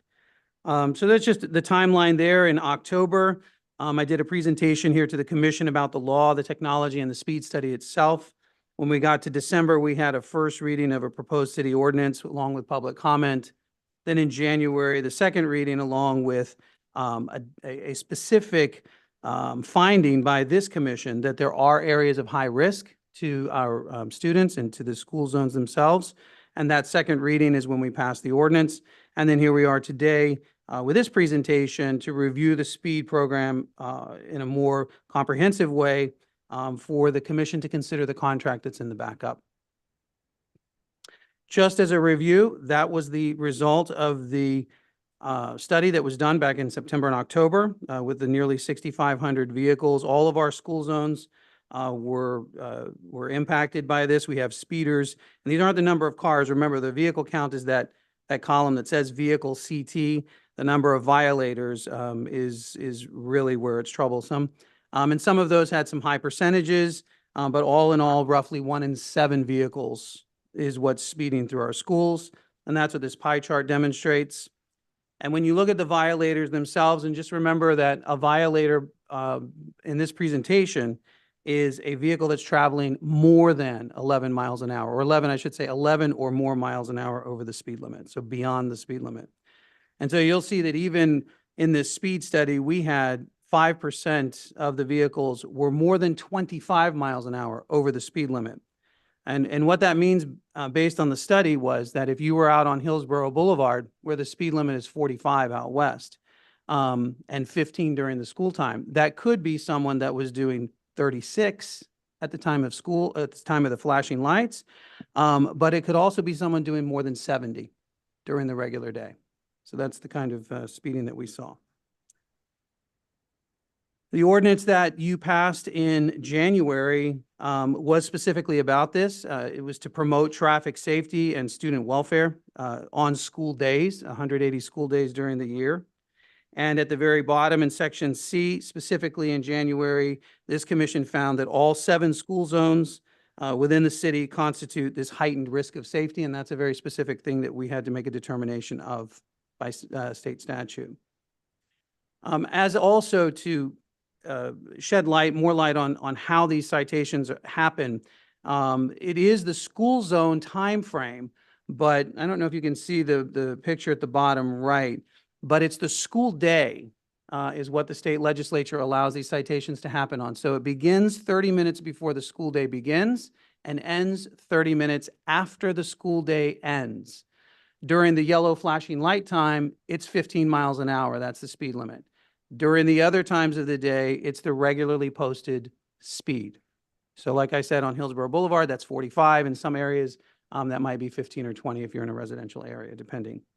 But the way that the speed safety camera system works is essentially a vehicle that's traveling through that school zone. It's detected to be traveling at a speed in excess of the posted limit, whether that be the 15 miles an hour or the regular speed. Once it identifies that, it captures video and images of the vehicle that's speeding. That information is then used to determine the plate of the vehicle, the make and model of the vehicle, the color of the vehicle, all of those sorts of things. That is all sent to a vendor who then processes that information. They go through their own verification process, and then eventually a citation is issued. On the top right, where you're looking at this, every day before the cameras are even activated, they have to go through their own internal check. And if so, what that check is all of the cameras are functional the way they're supposed to be. The technology inside is working appropriately, including their communications, the clock, and all of that sort of stuff. Only when all of that gets the green light, so to speak, along with the fact that it is a school day, and we know the school times because they're provided by the Broward County School Board of Broward County. That is the times when this enforcement happens, and only during those times. It's only on the 180 school days. If you look to the left side, you'll see kind of how this works. These are able to, the technology is absolutely phenomenal. It can view multiple lanes of traffic and speeds in all of them. And you can even see multiple vehicles that happen to be in the same lane. On the bottom left, you see kind of what an overview video looks like. That allows the determination of the make, model, and color of the vehicle. And then license plate reader technology determines the tag itself. Once the citation is issued, there's a screenshot there from the vendor that is the one for the contract. That is the portal that a person would go to pay the ticket. It's very simple. They put in the citation number, their license plate number, and then a credit card. And that's pretty much how that works. The company in the that won the bid for the co-op and what you have the contract for is Red Speed of Florida. And it is a turnkey photo enforcement solution. That is what we wanted for the city. If you see the list of things that they're responsible for on the infrastructure and hardware, they're responsible for the cameras. They're responsible for the engineering, the permitting, the installation, and the maintenance of all of that. On the software and support side, they're responsible for an initial verification.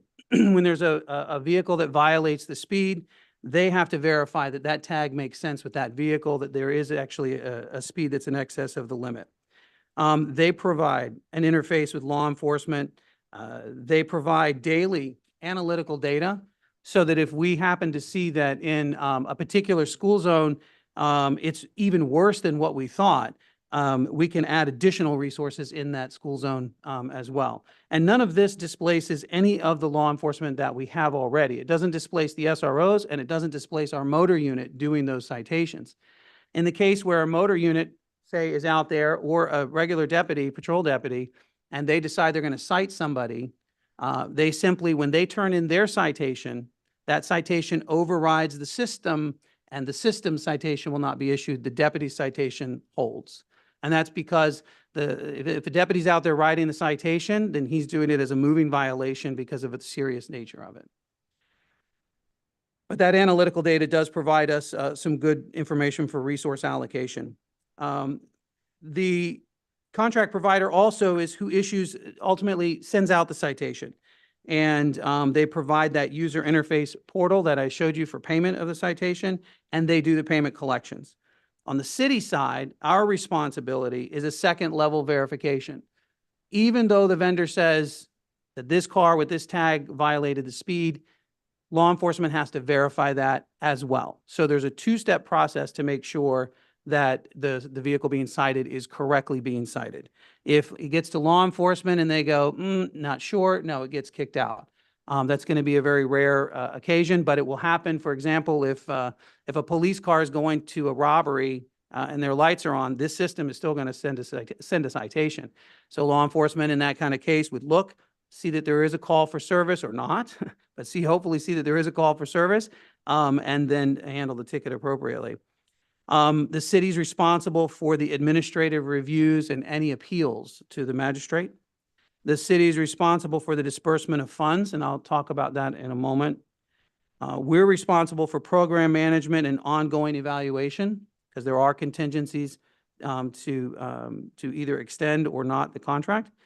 There's also a component in the state law that requires the city to do certain kinds of reporting, which I'll also cover that in detail for a moment. But all costs that the city incurs are to be paid for out of the program, so that there is no net cost to the city at all. If the contract is approved, this is the rollout and implementation schedule that we would be looking at. July and August would be the design, permitting, construction, and the build-out of the systems in each of our school zones. In the August-September timeframe, we have, by state law, also a mandated educational period. So there has to be a whole marketing campaign, which our vendor would provide the assistance with that. There's also educational campaign through the schools with the students, PTAs, those sorts of things. But all of that has to be at a minimum of 30 days, including during that 30-day time frame to issue only warning citations. The goal of this program is to get people to slow down. The goal of this program is to get our school zones to be safe. So if during the first 30 days, if we can get everybody to slow down, fantastic, we win. But that's the whole point of that educational program. Then around October, we would begin the actual electronic enforcement. We would look at some of those data-driven resource deployments, because it does give us a lot of information. And the administrative support staff, we would be analyzing what the needs are for that. Based on the numbers that we saw from our study, and anticipating somewhere around a 90%, maybe hopefully a 95% reduction in the amount of speeders that we have, it would probably require 2 or 3 positions that would be paid for out of the program to handle some of the data processing as we move forward. And then in January and February, we would make a determination, obviously with this board here, this commission, to see what the actual staffing enhancements would be needed, and what that workload analysis looks like. And that would be a presentation to you. But all costs, regardless, this is supposed to be self-contained. All costs are to be paid for by the program, and nothing from the city. I wanted to go through this because I know there have been some questions to the commission, and I wanted to make sure that this was clear about how these citations work. These citations are administrative fines. They are not against a person's driver's license. They do not incur points. They do not get reported to your insurance company. So I wanted to go through this just so that we can understand that, because there is a possibility that if someone just totally neglects it, totally decides they're going to blow off the whole thing, it will turn into a regular traffic citation. So I want to go through this for you just for a moment in some detail. When speeding's detected, again, it's more than 11 miles an hour over the speed limit, then a citation, preliminary citation will be queued up. That verification is done by our vendor. Then a second verification has to be done by our staff. That includes that it was a school day, that the time is correct, that if it's the 15-mile-an-hour time, that the lights were working, the yellow flashing lights, that the cameras were properly calibrated, and that the vehicle and the registration all match. And then a citation is actually issued. It's a $100 civil penalty. The person of record for that vehicle will be issued that civil penalty citation, along with access to look at the supporting video. They can see themselves speeding through the school zone if they want to look at that. It's issued to the primary vehicle owner, and again, it doesn't go against the driver's license. At that point, they can simply pay their $100 fee. If they look at the video and go, wow, I'm glad nothing happened, and they can pay their fee and move on. However, if they want to go to an administrative review, they can do that. They have that right. The reasons that it would be dismissed at an administrative review is if the vehicle or the tag is stolen, and they can prove that that was stolen at the time of the incident, or if the owner of the vehicle is deceased, or if they have another driver or a leasee that was using the vehicle. In that case, an affidavit has to be presented, and that has to be notarized. And of course, the person who they're claiming is the driver now would receive the same $100 citation. But that all has to be something that they present back as an affidavit. If they're not happy with the administrative review, they certainly can appeal to our magistrate. We already have that process in place. If they go to a magistrate appeal, they will be cautioned on the website and after the administrative review that if they go to magistrate appeal, the city code provides for, and so does state legislature, for us to collect legal fees and the costs of that at the hearing if they are still found to be in violation of the speed. That's their final civil appeal. If they still don't like the way things are, it will turn into a uniform traffic citation. If they do that, they get it by registered mail. Points can be assessed. Fines are calculated just like a uniform traffic citation. For most people, this makes absolutely no sense because $100 is less than any speeding ticket you would get in a school zone. School zone tickets can go up well over $600 if you're speeding in a school zone. And of course, if you still continue to ignore it, you could end up with a driver's license suspension. Any questions on that? I know that one's a little bit tricky.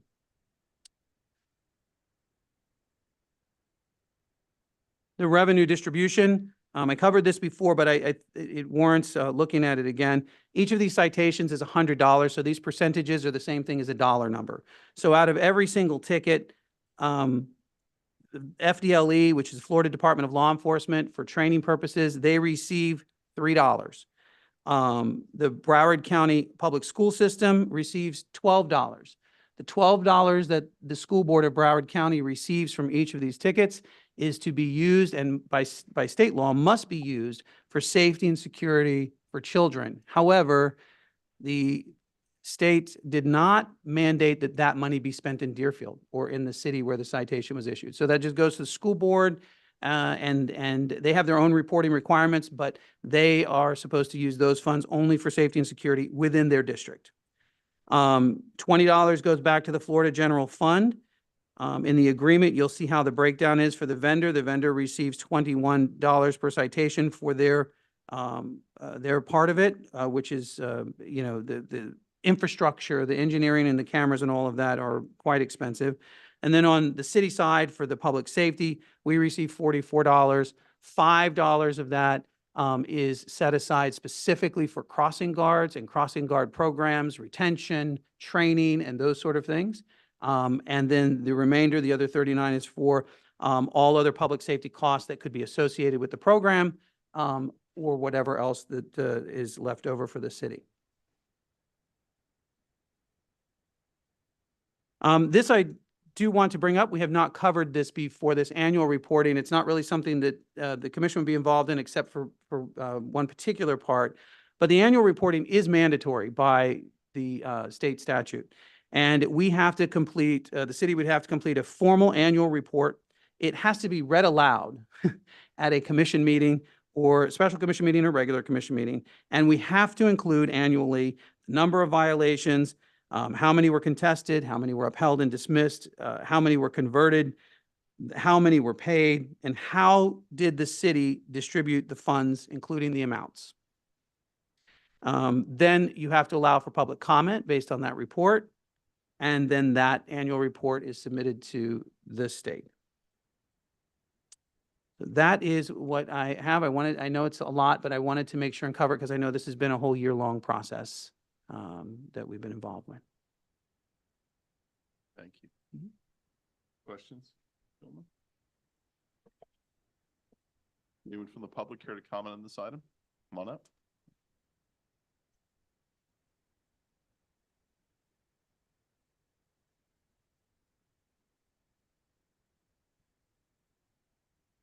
Aaron Locascio, 615 Southeast 12th Avenue. I'm a big advocate for public safety in general. So anything that I think would benefit public safety, I'm for, and therefore I'm for this as well. I can tell you that I'm in District 1, I travel on Hillsborough westbound from Federal Highway every day. Now, granted, it's summertime now, so the school zones don't flash, but most of the year they do. And despite the sign being enormous directly over the middle of the road, and 1, 2, or even 3 police officers being posted up every day, there's always somebody speeding. And they get pulled over and they get a ticket. And it's crazy to me. So I'm a little skeptical that this will stop stupid, but certainly can't hurt. There's been an interesting history. I don't know the whole thing on red light cameras and speeding cameras. I remember they came up and then they disappeared for a while. So I'm a little skeptical and concerned about if they're only taking a picture of the license plate and it's being cited to the vehicle owner. A little concerned. Thank you for clarifying. It'll be interesting to see how that kind of shakes out. Also, a little disappointed that the money doesn't directly go to Deerfield Beach. But otherwise, again, I'm an advocate for this. Hopefully it'll, if anything else, slow down people during the day when the lights aren't flashing, because it seems like that would be part of the window.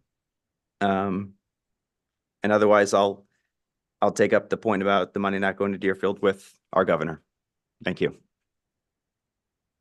Thank you. Yes, sir. Hey there, Michael Estrada, 1431 Southwest 6th Way. I'm about a half a mile from Deerfield Beach High School, about a block over from Southwest 15th Street. A couple questions on this. So I saw in the packet that they mentioned that these were going to be installed in eligible school zones. Not sure what that means. So I'd like some clarification on what makes a school zone eligible. I'd like to know the total number of schools that they're anticipating having this installed at. I heard that there may be potentially multiple cameras, on one stretch of road by a school, but I would like to know how many schools in total would be receiving this. Would like to know what the cost would be to maintain this level of coverage after the pilot program ends. I believe it said it was 5 years. So that means 5 years from now, Red Speed, or the name of the company, is going to say, this is how much it's going to cost to keep these here. So I would like to know that in advance, what they anticipate that being. And then wondering why the fee for this kind of ticket would only be $100, when I believe the gentleman mentioned that most speeding tickets tend to be quite higher. It seems like it would make sense that you would want to charge more for speeding in a zone where you have the most vulnerable people. And especially because this is, at the end of the day, a for-profit where they're receiving 20% of that fee. The city receives the money, the school receives that money.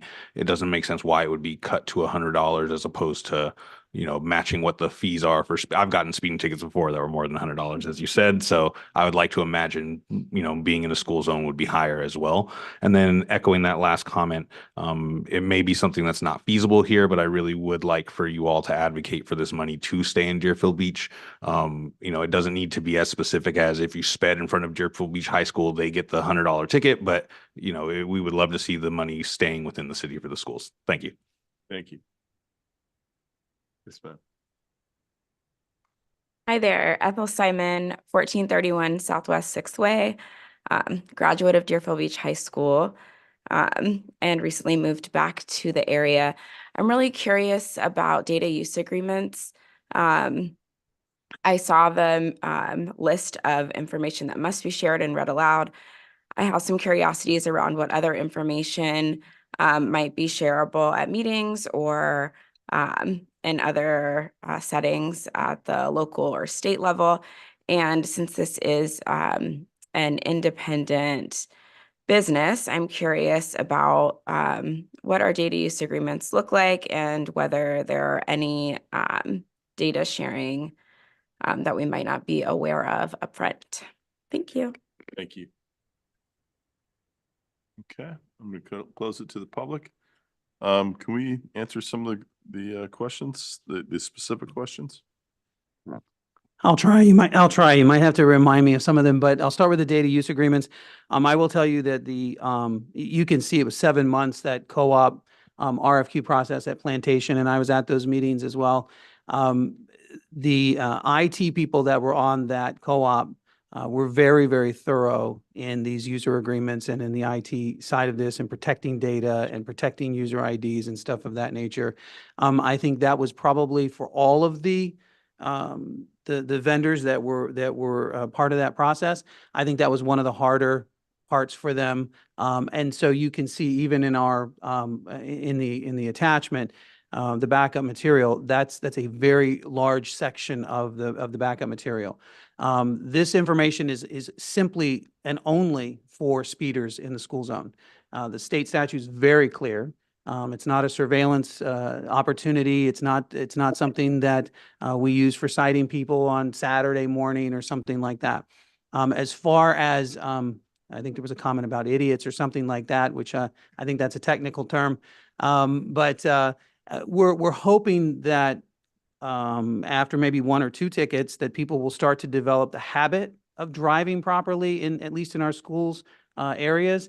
The data from other municipalities suggests that on major through streets, they see somewhere around a 60% reduction in speeding. And on local roads, residential roads, they typically can see upwards of 90 or even 95% reductions in speeding.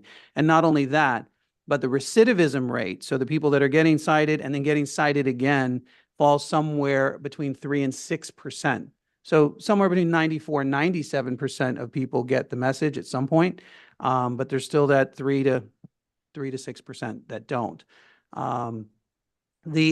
Just to be clear on where the money goes, it's the money that goes to the School Board of Broward County that we don't have control over. That goes to the School Board of Broward County, that $12, they have to decide how they're going to spend that on the safety and security of the students.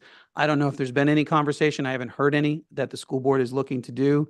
Most of the cities that are using this technology are going to use this technology.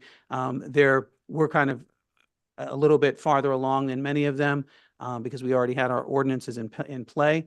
However, this is going to be conversations that have to be had with the school board about how that money is being spent. They also are obliged to make annual reports on how they disperse their funds, and that's also available for public comment. The 44%, the $44 per ticket does stay in the city of Deerfield Beach. That stays here. And as I mentioned, 5% of that, $5 is for the school crossing guard programs. The other 39 is for whatever the program costs us from the city so that the city is not burdened financially. There should be no expense from the city at all. And then whatever is excess over that may be used for any public safety endeavor. And that's probably conversations that would be. Why is the $100 by statute? That, oh, yes, thank you. The $100 is, the legislators in Tallahassee decided 100 was the number. That was the magic number. I think the division is easy. So they used 100. They know best. Ask them. That's where the $100 comes from. It's not from this commission. You don't have any control over what that amount would be. That's only by the legislators. I think thought there were that others, but answers the only question, I think that answers the questions, I believe. One of the things, and it might be covered in the data, I did not read all of the data use agreements, but if someone gets ticketed for this, you know, is that whoever is ticketed, obviously that becomes public information to some standpoint, especially if they appeal or anything like that. Mhm. But is that data able to be taken and marketed to, you know, sold to the company who wants to go after him for speeding? No. You know, No. okay, thank you. Hope that answers the question. Commissioner Hudak? Thank you. A couple of questions. So my daughter drives a car that I bought. So that means that if she speeds, I get the citation unless it's appealed. If you're the registered owner of the car, and I think that's probably why they settled somewhere around 100. I'm sure they had conversations, but it is a civil penalty. It's just if your daughter drives down to the beach and illegally parks, you're going to get the $250 ticket for parking in the disabled spot. So yes, it's that kind of a civil penalty. It's treated like a parking ticket unless the registered owner, just after all that process, continues to ignore it and ignore it and ignore it. Got it. A couple of questions. So this program is only going to be active when those lights are flashing yellow. They're active on the 180 school days of the year from 30 minutes before school starts to 30 minutes after school ends. And that was one of the questions too. It's all of our schools. This commission decided that all of our schools, the public schools, were all at high risk. So this will be in all of our public schools. So if that light is not flashing yellow, and my kids haven't been in school for years, I don't know what time school ends because it's completely different at every school, it seems. How am I, as a driver, to know that the speed limit is not 35 right now, it's 15? No, if it's 15, the lights will flash. Okay, so it will. Of course, be yeah, just like normal. coordinated with the yellow. This just That's what I accounts for wanna the make sure. middle time of the day. So if the speed limit there is normally 35 and No flashing yellow your light, daughter it's wants to drive 35. 55, you're going to get a citation. Say that again. If the speed limit is 35, Okay, outside of the school zone time, like 12 noon, right. you're late for lunch and you Right. decide to do 55 through there, you're getting a ticket. Okay, so it's active all the time. It's active only on a school day, Okay, very interesting. But all day. But all day on the school On a day. school day. On a school day. That's a new one. I think I had, oh, so how many cities in Broward are participating in this program? There are about 10 that I know, Okay, so 10 of the about a 31. third of the county, somewhere around there. All right, thank you. Vice Mayor Drosky? Thank you. Great presentation, by the way. I like the graphics and how you set it up. So Thank you. someone on your staff did a good job. Thanks. I'll let him know when I get home. A couple clarifications. One, not only did the state set the $100 requirement, but they also set up the percentages of where the money goes. So They did. 44% is set in stone. We can't go take a percentage from here or there. It's locked in as to where the money goes. So correct? the city gets 60%, but we reimburse based on the contract and the RFQ from Plantation. We pay 21% to the vendor. And then I just want to clarify as well, your flow chart of the citation is the individual that goes through the process. They get the tickets, they challenge it, they go to special master, they then blow it off, and it turns into a uniform traffic citation. What about the individual that receives the citation that runs the red light, gets the ticket and doesn't do anything from the get-go? The same thing, at the bottom, it says after 30 days, that will also, the city may have that turned into a uniform traffic citation. So I imagine that would be a somewhat sizable population that someone gets it in the mail and says, I'm not going to pay It doesn't this," seem you to know? be. I think, honestly, I think embarrassment works a lot of the time in these cases. But also, the vendor also has a component of responsibility to reach back out and encourage payment again. So the part of that process is on the vendor as well. Okay, thank you. I The mean, city doesn't end up taking on that responsibility of collections or something like that. We don't do that. Right. No, I'm highly in favor of this, as the mayor says at every meeting. You know, the roadways out there are just they're speedways, and anything we can do to slow drivers down and won't stop stupid, as has been said. But it is anything that can go forward. For public safety, I would be highly in favor of. Thank you.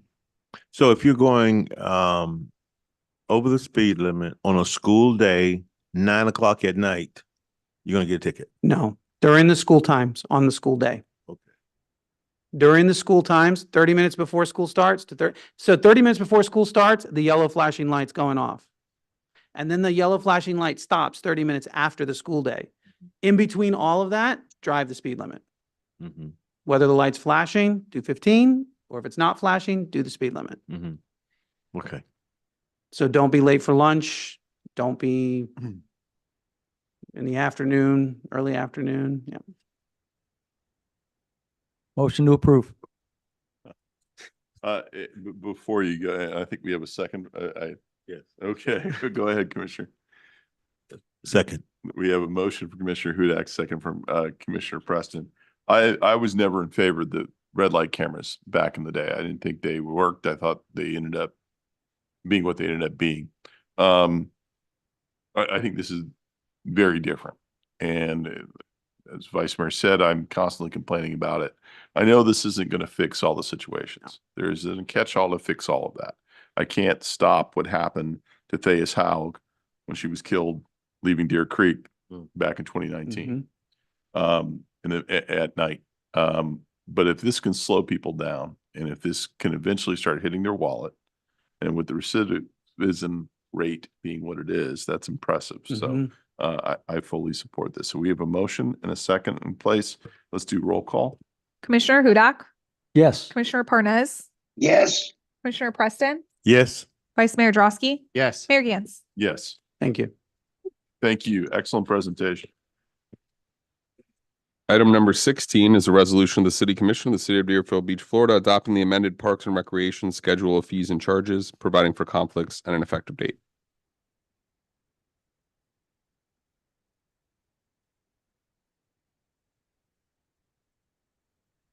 Hello, Mayor, Vice Mayor, members of the commission, Greg Warner, Director of Parks and Recreation.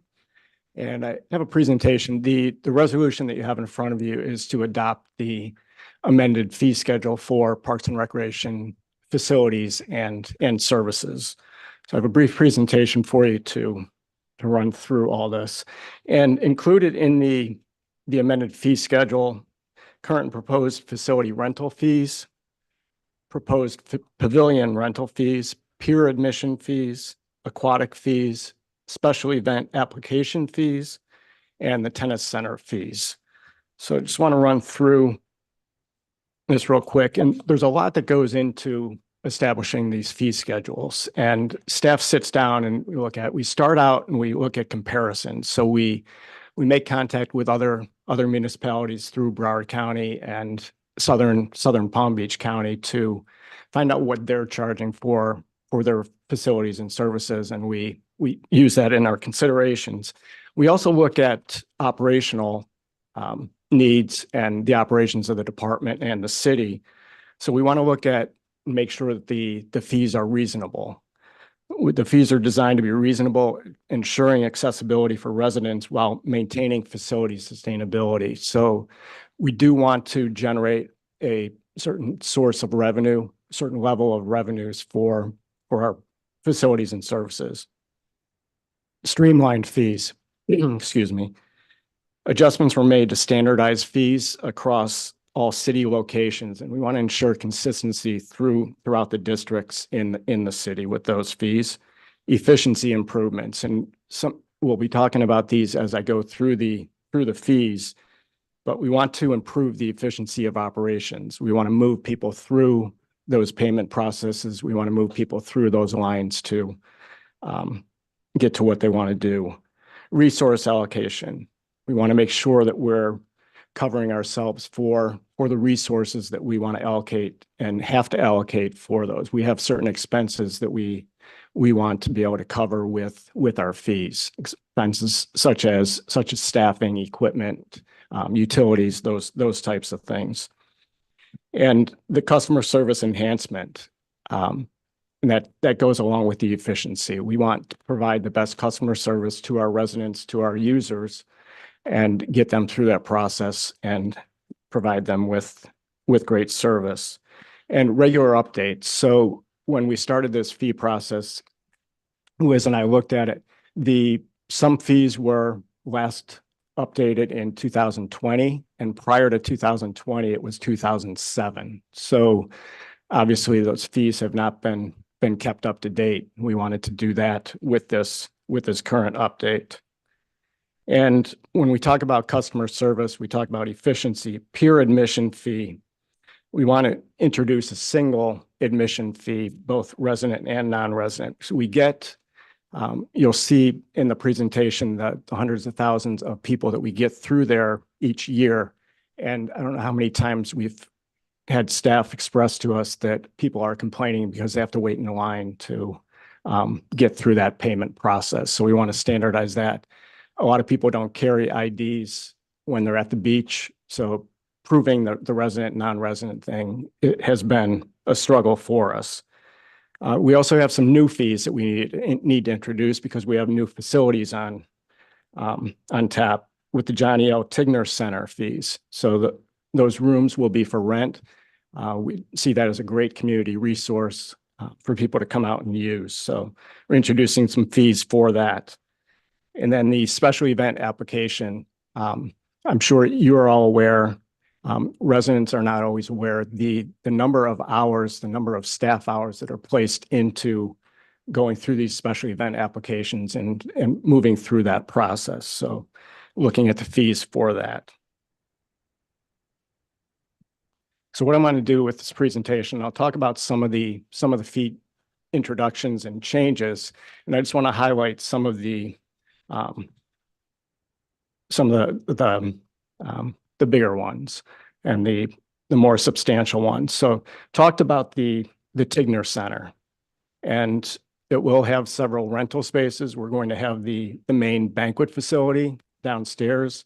We have multi-purpose room upstairs that can be divided into 3 separate larger rooms. We also have training and meeting rooms throughout the facility that people and residents and groups within the community can rent and use. So looking at those fees and what we're proposing for the ballroom and the banquet facility, we're looking at proposing that we offer a 6-hour block for rental at $300 for a resident, $500 for a non-resident. I'm sorry, and that's for half the space. For a 6-hour block for the full banquet facility, we're looking at $600 resident and $800 non-resident with a deposit of $500 that is a refundable deposit at the end of the rental. And then if you look at the room upstairs, the multi-purpose room, looking at a 4-hour block, and if you go per room, and like I said, there's three rooms that can be divided into. So if you go per room, it would be $100 per resident for that 4-hour block and $200 for a non-resident per room. And with the overall, you just break that into, you just multiply by 3 going up the ladder with that if you need two of those rooms for your space, or you need the full room upstairs. And then the training and meeting rooms, 1-hour blocks, $25 per hour for a resident and $50 for a non-resident. One other thing that I want to add with those fees. So the plan right now is for the Tigner Center to be open to the public from 9 a.m. until 9 p.m. Monday through Saturday. So if somebody wants to come in and rent the facility, say on a Saturday night, and they want to stay until 11, 2 of those hours, we need them to pay a staffing fee. And we set that staffing fee at $25 per hour for a resident and $35 per hour for a non-resident. Because at that point, we are paying staff overtime to be there past the opening hours of the facility. So moving on to some of our other centers, and we just opened back up West Deerfield Community Center. We have Constitution Community Center and the Highlands Community Center.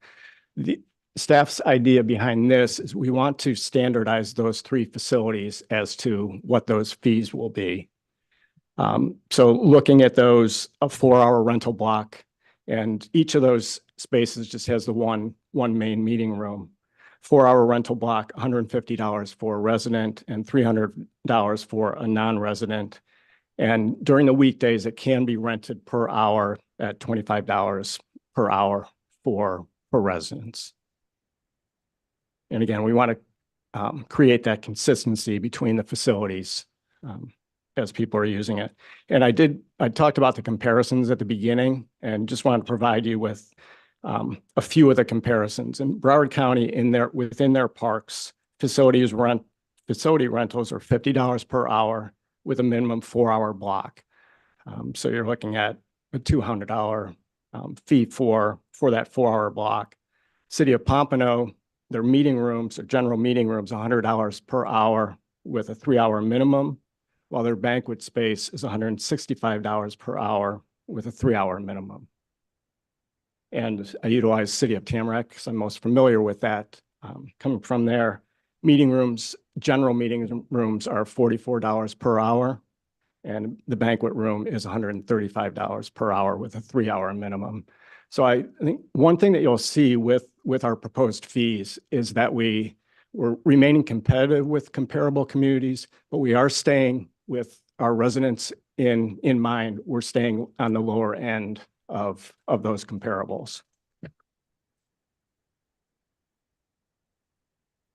So with the fishing pier, and what I talked about on one of those first slides was that consistency of charging one fee. And we're proposing that we go to one fee for both the sightseeing visitors as well as the fishermen that come out to the pier. And I talked about the number of visitors that we get per year. So 166,465. And of that number, about 12% or approximately 12% are residents. So it's a lower number of residents versus non-residents, but it's the main thing in Deerfield Beach. It's one of the things that we're known for. We want visitors to come onto that pier. So looked at those fees.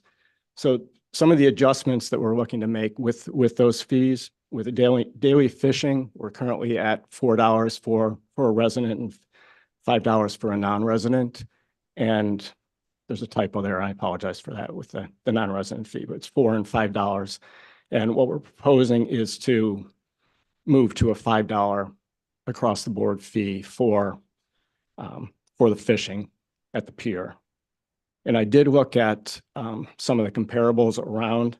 Pompano currently they're free for sightseers and they're $6 per person for a fisherman to come onto their pier. Looking at that. And then you see the daily sightseeing, it would go from $1 for a resident to $2 for both resident and non-resident for the pier. And what I talked about with staffing, with those lines and things, we do have a lot of instances where you'll have somebody come up who either doesn't have their ID or they want to argue with staff about whether they need to pay the resident or non-resident fee.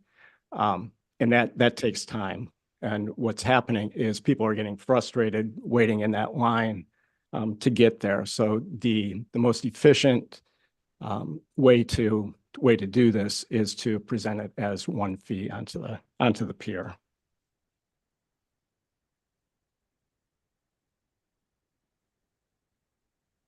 So special event application fees.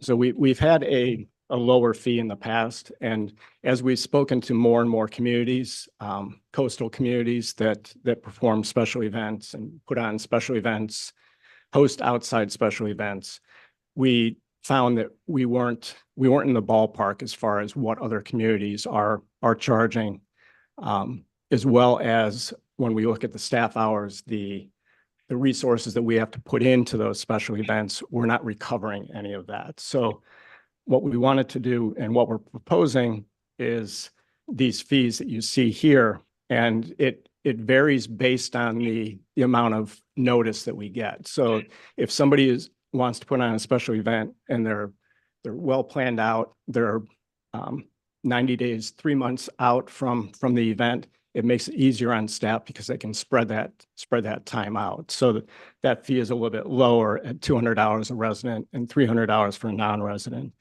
And it goes so on with the less time that they give staff, the higher the fee. With our nonprofits who we partner with throughout the year for special events, that application fee would be $100 for those groups. We don't want to discourage our nonprofits from holding special events at our facilities in our city.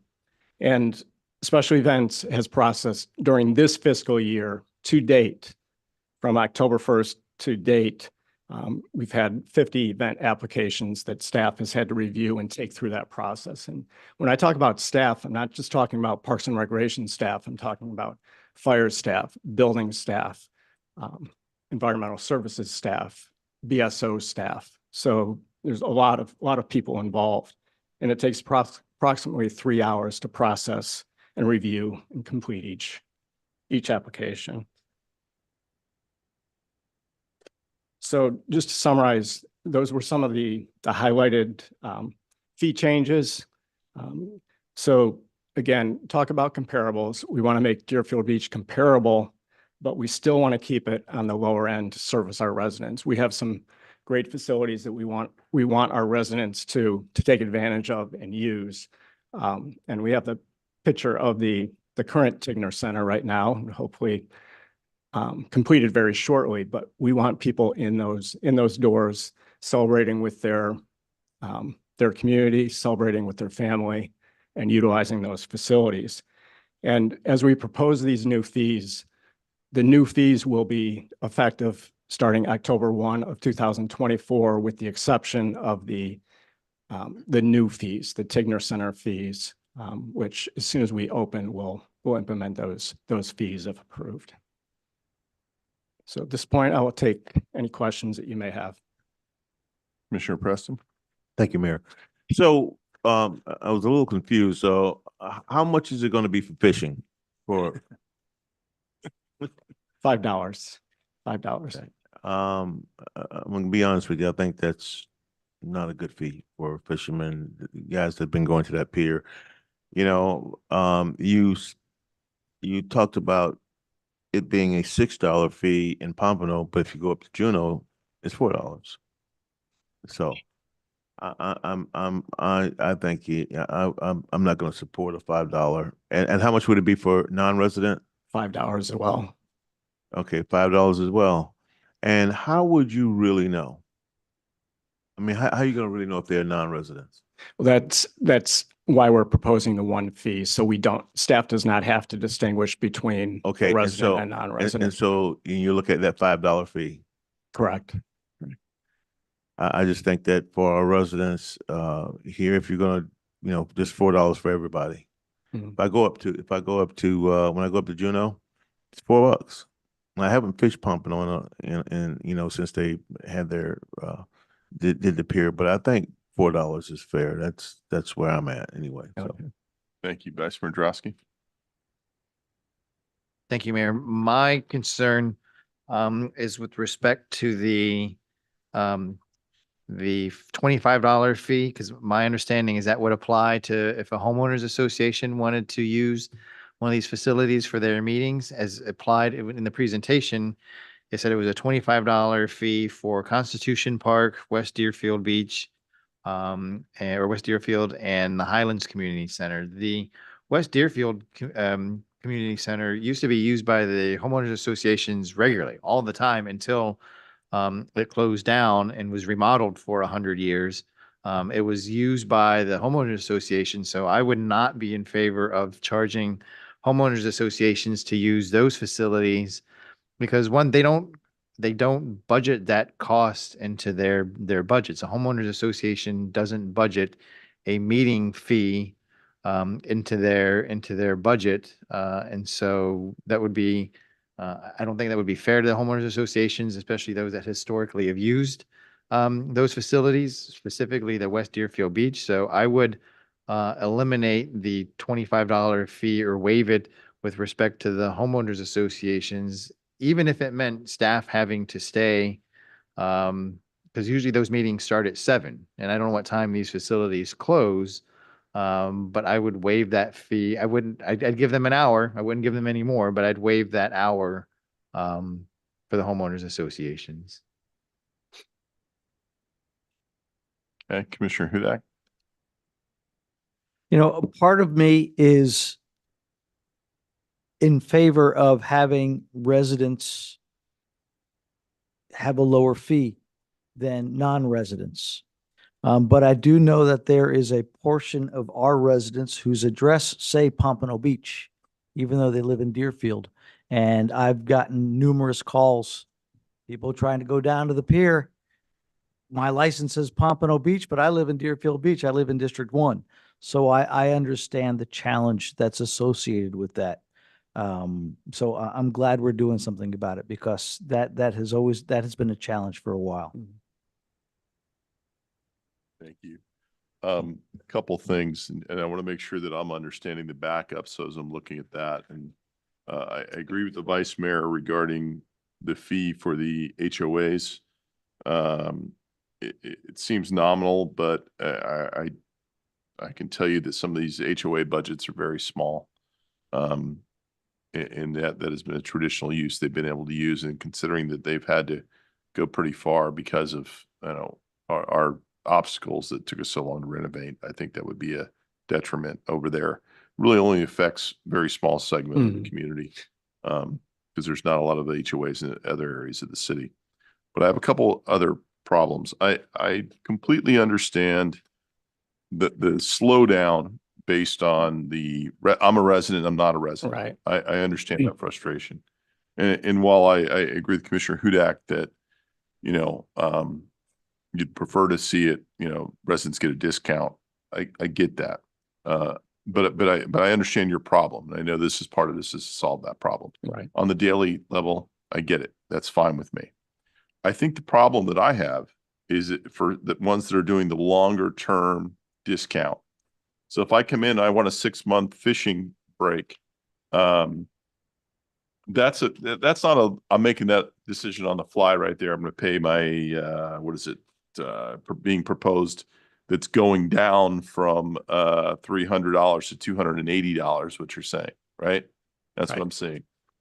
If I'm coming in with the 6-month fishing thing and I don't have my ID on me, dude, sorry, come back another day. Okay.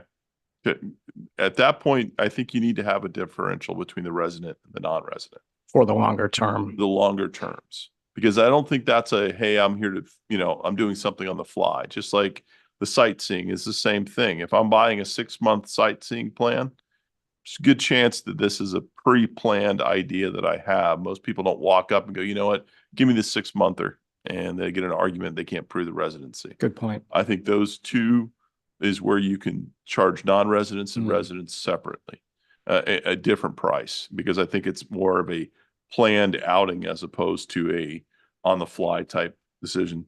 $4 to $5. I'm okay going with the 5, but I respect Commissioner Preston, who's out there a lot saying that, but we are about to get a brand new pier for everybody out there using. And I have to say the wear and tear that we've seen on the pier in the past, it's been from, that's okay. I think a lot of wear and tear that we get on there is from fishing a little bit. If you look at the way some of the things are beat up and batted around. So I'm okay with it. It's not a huge increase. So if we go to 4, stay with 4, we go to 5, I'm amenable either way on that. I do have a problem because I don't think every location is the same. Kirk Cottrell Pavilion charging, let me just see if I can find it here. Kirk Cottrell Pavilion is on the ocean. And we're going to reduce our non-resident fee from $500 down to $275. To me, that doesn't make any sense. I'm okay keeping it the same for the resident. I'm all right with that. I don't know why we would reduce the security deposit down so low, because they get it back if there's no damage done, right? Right.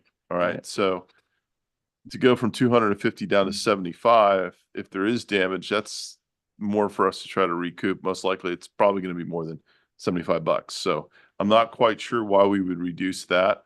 I don't think on a pavilion like the Kirk Cottrell Pavilion right on the ocean, going down that cheap, you're going to get a lot of non-residents looking to use that, in my opinion. Could be wrong. Yeah, and one of the things that we looked at was the number of rentals that we have up at the Kirk Cottrell Pavilion, which is not a large amount. So we're trying to balance that, but I understand your point. Yeah, I mean, I'm okay with residential, but non-residential is where I don't know why we'd want to be competitive bringing non-residents to utilize that facility. But Understood. I could be wrong on that. It's just a difference of opinion. The same thing applies to Sullivan Park. I mean, these are extraordinarily unique locations. We're going to lower it. We're going to raise it for the resident to $150 on the pavilion in Sullivan Park, but we're going to lower it from $300. We're going from $100 to $150 for residents in Sullivan Park. And we're going from non-residents $300 down to $175. I don't see what that balance is. I would rather see the increase or stay with the non-resident on Sullivan Park and try to keep it as low as possible. If we have to raise it, I get it, but on the resident side, I say that just because I'm not trying to say they're better than any other park, but they're on the beach. They're there coastal. I think that's location on that. Right. They need to be looked at it a little differently, in my opinion. And a lot of these things are long-term decisions. Like, people plan ahead to do these things. So the proving of resident, non-resident is not so much an issue, in my opinion. You know, sightseeing and all that being where it is, I'm okay with it. That's fine with me. And keeping it the same, I'm okay. Right. But these other ones for the long term, I think I'd rather give the fishermen who live in Deerfield Beach, who do it all the time, they want to go for the 6 month, they're willing to prove that they live there to get that cheaper price. I think they deserve a cheaper price than the non-residents. So Okay. that's my opinion. Great. Thank you. Thank you. Anyone from the public here to comment on this item? Nope. Yes, sir.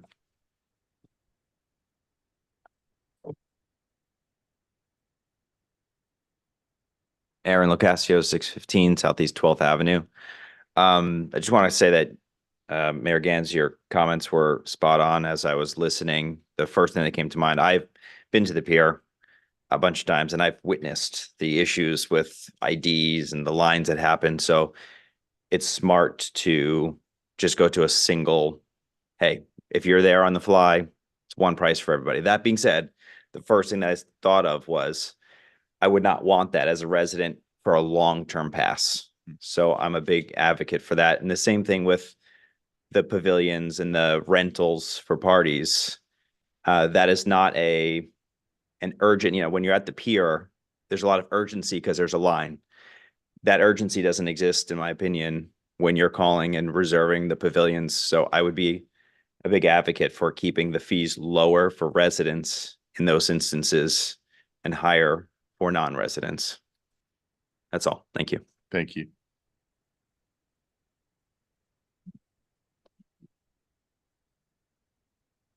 Good evening. I'm Janice Wilmore Tigner, 1090 Southwest 4th Terrace, Deerfield Beach, Florida. 2 questions. On the rentals, you explained about 9 that they will be fun regarding the rental of facilities. 9 to 9, Monday through Saturday, and each additional hour thereafter or before would be $25 and $35 for non-residents. will it be available on Sundays? Because there's a lot of times that in the African American community, there's a lot of things we do on Sundays as well. So will these facilities be available for rental on Sundays? And my other question, I don't know if this is Parks and Recs, but I heard that they may be doing also rentals with the Braithwaite Big Large Center. Is that something that's forthcoming? We'll let you know. Okay, thank you. Thank you. Anyone And else? effective October 1st, right? Yes, ma'am. Except for the Tigner Center. Okay. So we need to make our reservations now before it changes. Yes, Representative Clark Reed. Thank you, Mayor. I'd like to, Gwen Clark Reed, 1430 Southwest 6th Way. Does this special event include the fields? What about the use of the fields at Oviedo McKeithen and other facilities? The rental fees, does this include that? Thank you. We'll get an answer for you. Thank you. Else? And close it. Oh, yes, sir. Good evening, Greg Havlish, 907 Southeast 13th Street. I just have a quick question. I'm reading the backup here. And it looks like for the tennis center, the adult court fee shows as current resident $5, proposed resident as $5, and then for non-resident $10, and then proposed non-resident one rate. Is that to mean that there's just going to be one rate for the tennis center, or however that's going to work out? The other thing I wanted to just briefly discuss is I come from New Jersey. I've been living in Deerfield for the past 5 years. And one of the shocks that all of my new Florida friends found out was that New Jersey, we don't have free beaches. You have to pay. So the fact that you don't have to pay here in Florida is a delight. And I get a little worried when I see fees associated with certain things. And as I sit here and listen to the fees associated with sightseeing on the pier, it doesn't sit well with me in that something like the pier for sightseeing would require a $2 fee or even a $1 fee. I feel like something like the pier should be open to the public without a cost associated with it when it comes to sightseeing. I understand fishing may be a little bit of a different side of it, even though I agree that there shouldn't be any fees associated with fishing. Ocean should be free of any fees. But I just want to ask that you reconsider that and think about the burden that we're incurring on replacing the pier, and then what that would look like to residents who saw that project move forward, and then will no doubt hear about an increase of the fee as well. Thank you. Thank you. Anyone else? Nope. I'm gonna close it to the public then. Can you answer some of those questions? Sure, Mayor. The first question regarding the Sundays, yes, any non-operational hours would incur that additional $25 per hour. So, but we would entertain rentals on Sundays as well. Secondly, you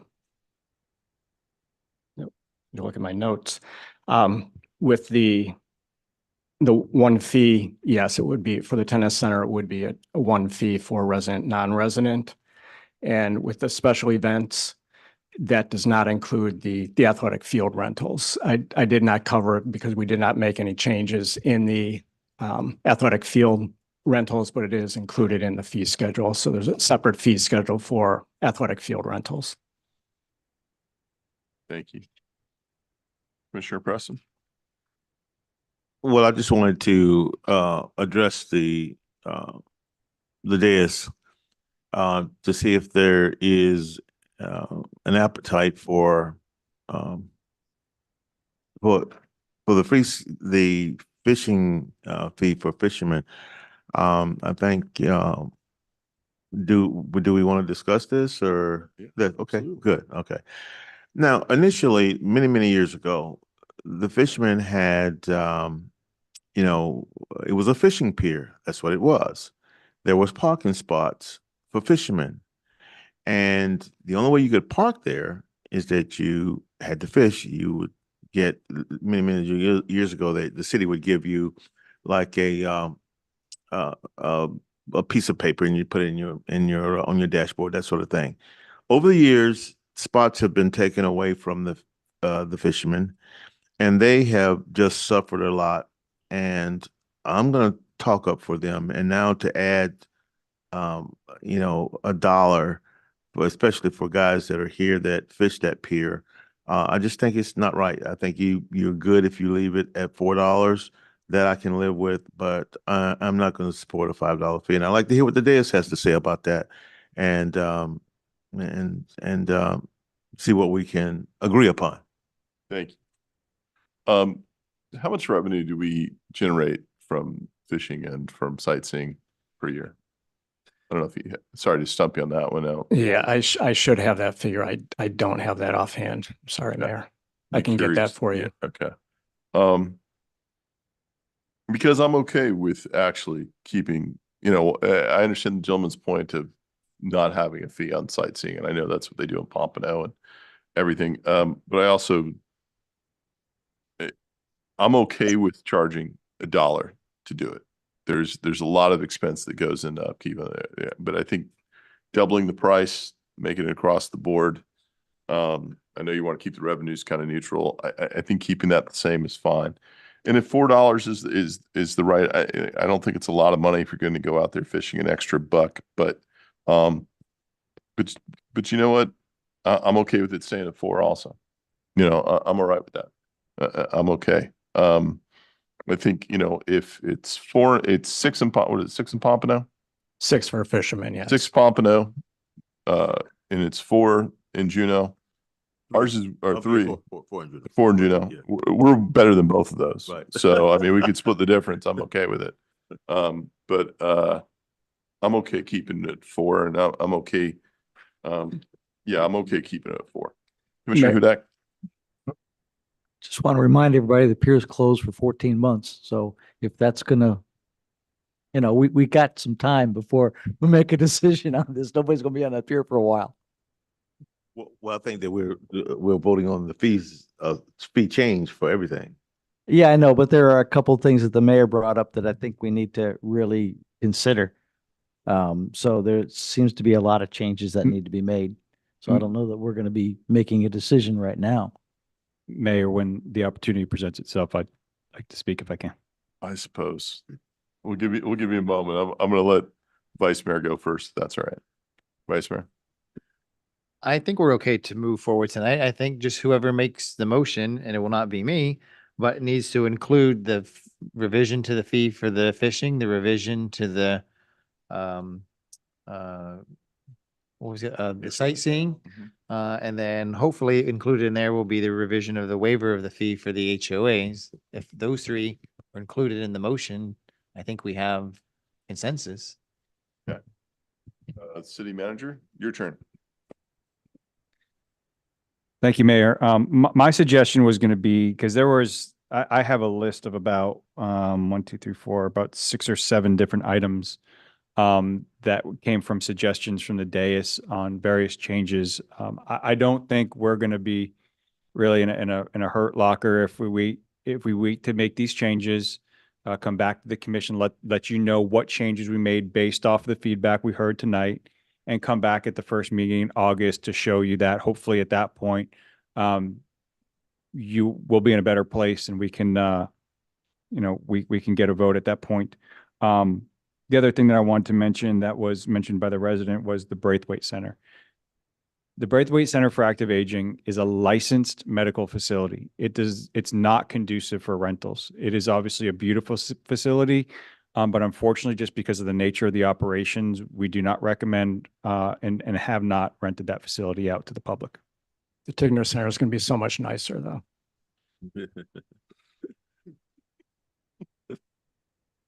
I don't know about that. I don't know about that. All right.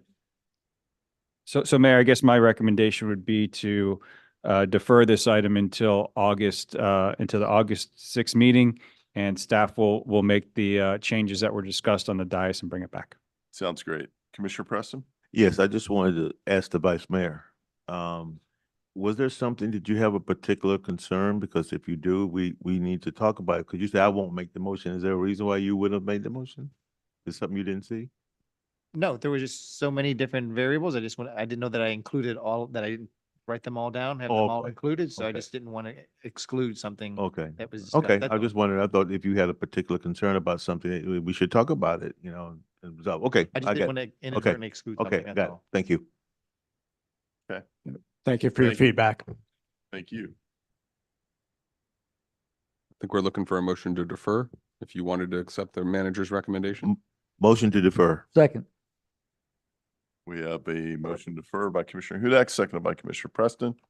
Excuse me, other way around, but all in favor, say aye. Aye. Aye. Those opposed? Thank you. I'm opposed. You're opposed? Yes. Thank you. Okay. Item 17 is a resolution of the City Commission of the City of Deerfield Beach, Florida, approving and authorizing execution of a work authorization with Kimley Horton Associates, Inc. to provide professional architectural and engineering services related to the Martin Luther King Jr. Avenue drainage improvements design portion of the project in an amount not to exceed $1,033,265.76, providing for execution and an effective date.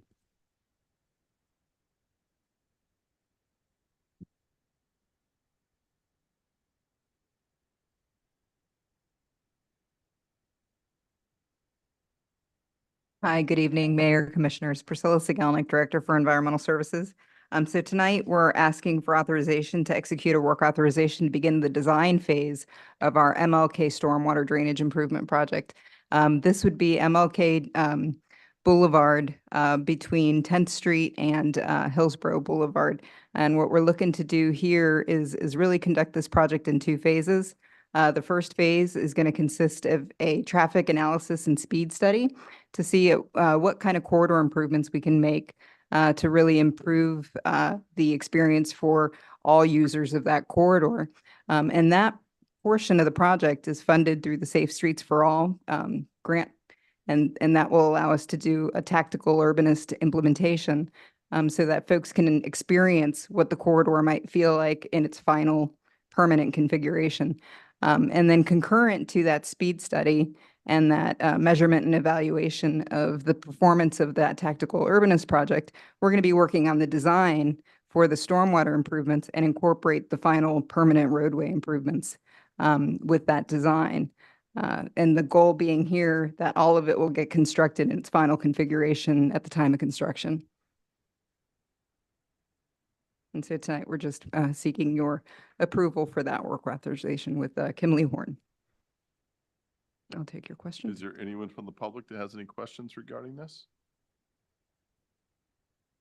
Close it to the public. Motion to approve. Oh, Second. we have a motion from Commissioner Preston. We have second from Commissioner Parnas. We have roll call, please. She was late. Okay. Commissioner Hudak, Yes. Commissioner Parnas, Yes. Commissioner Preston, Yes. Vice Mayor Drosky, Yes. Mayor Gantz. Yes. We are now at comments by administration and legal. No comments from legal tonight.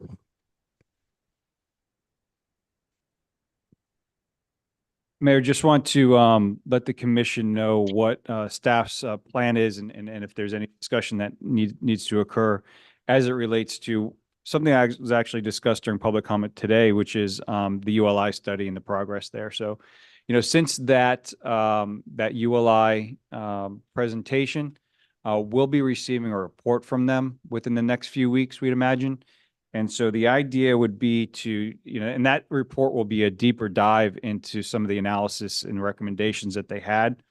So from there, we could take that information along with some ideas that were shared by the public and hopefully do a charrette and really open it up to the public, not in a workshop presentation type of atmosphere, but a charrette where we can have interaction and discussion with residents and hopefully share ideas. Have a little bit more dialogue as it relates to what both the commission and the public would envision from there. So we're hoping that that will be the next step. Hopefully that's something that would also be amenable to the commission. If not, please let us know what your ideas are, and we're happy to do that. But want to just give you some insight into what we thought would be an appropriate next step as it relates to some of the information that you provided, Mayor, in relation to costs and those sorts of things. It is completely at this point up in the air until we kind of pinpoint what exactly is going to go there, what the methodology is going to be in terms of, how we go about procuring it and involving partners and those sorts of things. So it's a complete variable at this point. But as you had mentioned, I think we want to keep the ball moving forward. We want to at least keep the momentum in the discussion, and we plan on doing that. So just want to make you aware of that. That is it for my comments today, and I'm just trying to pull the agenda up because I want to just make sure that, no, it's under your business. So I'll wait for your business to discuss the next item. It's a good segue to item 18, discussion and potential action regarding the fence between the Bernard Adams Municipal Complex and Natura HOA property. If I could just say this, I just want to say that I'm so happy to hear it being called the Bernard Adams. That's really cool. It's the first time, so that's awesome. I'm sorry, go ahead, City Manager. No problem. And we are working on the signage as we speak. So we've been in communication with the family on that one to manage that. So at a previous city commission meeting, the city commission approved an easement for a fence to be installed on the Natura HOA property. I, as admittedly, did not provide very clear communication of what type of fence we were discussing at that time, having believed that we, meaning we, the staff and the HOA, were on the same page and had called it a black vinyl fence. Subsequent to that, the city started to install the black chain link, black vinyl coated fence. And there were some comments from the HOA, representatives from the HOA, that that's not what they had envisioned. Since that time, staff has had conversations with the HOA and has come to an agreement that they acknowledge that the fence was recently installed. It was built in conjunction with the fence permit that the city issued, and that it complies with building code. At this time, they are comfortable with that black vinyl fence, chain link vinyl fence, so long as we install privacy slats within it. So as you can sometimes see, you put slats within the vinyl fence, it creates an additional barrier. They have asked for that. We have agreed to do that. There are areas on the fence where the ground does not meet the fence, so there are gaps underneath where, you could potentially critters could crawl, or whatever the case may be, and we're going to make sure that we fill that in to make sure it's nice and secure. And also, as originally proposed, we're going to install Calusa, which is a type of vegetation that will go on the city side of the fence, and we're going to grow that to a reasonable height. I think somewhere between 6 to 8 feet, I believe, is what we agreed upon, or whatever we can reasonably maintain. They asked that we ensure that we clean up all the debris and materials that are left from the fence installation, which we will certainly do. This would include any of the trash that remains on the old fence and the concrete that is also attached. So we fully prepare, and we'll make sure that we do that. Repair damages caused by the city during the installation process. This would include some of the poles and subsequent electrical damage that were not pre-existing and were damaged by the city during the installation process, that we go ahead and take care of that. We certainly will. I think there might have been some damage caused to the electrical system, but we're going to go ahead and take care of that. At the end of the day, those were the things that have been discussed with the HOA. They're amenable to that, and I believe we have a path forward. This will result in additional costs, probably in excess of about $30,000, and we would be using solid waste funds to make up the difference of the costs that we've already incurred. Commissioner Preston? I'd like to thank the city manager and staff for moving ahead with this and, you know, and resolving this matter. However, you said that you believe that the HOA, was comfortable.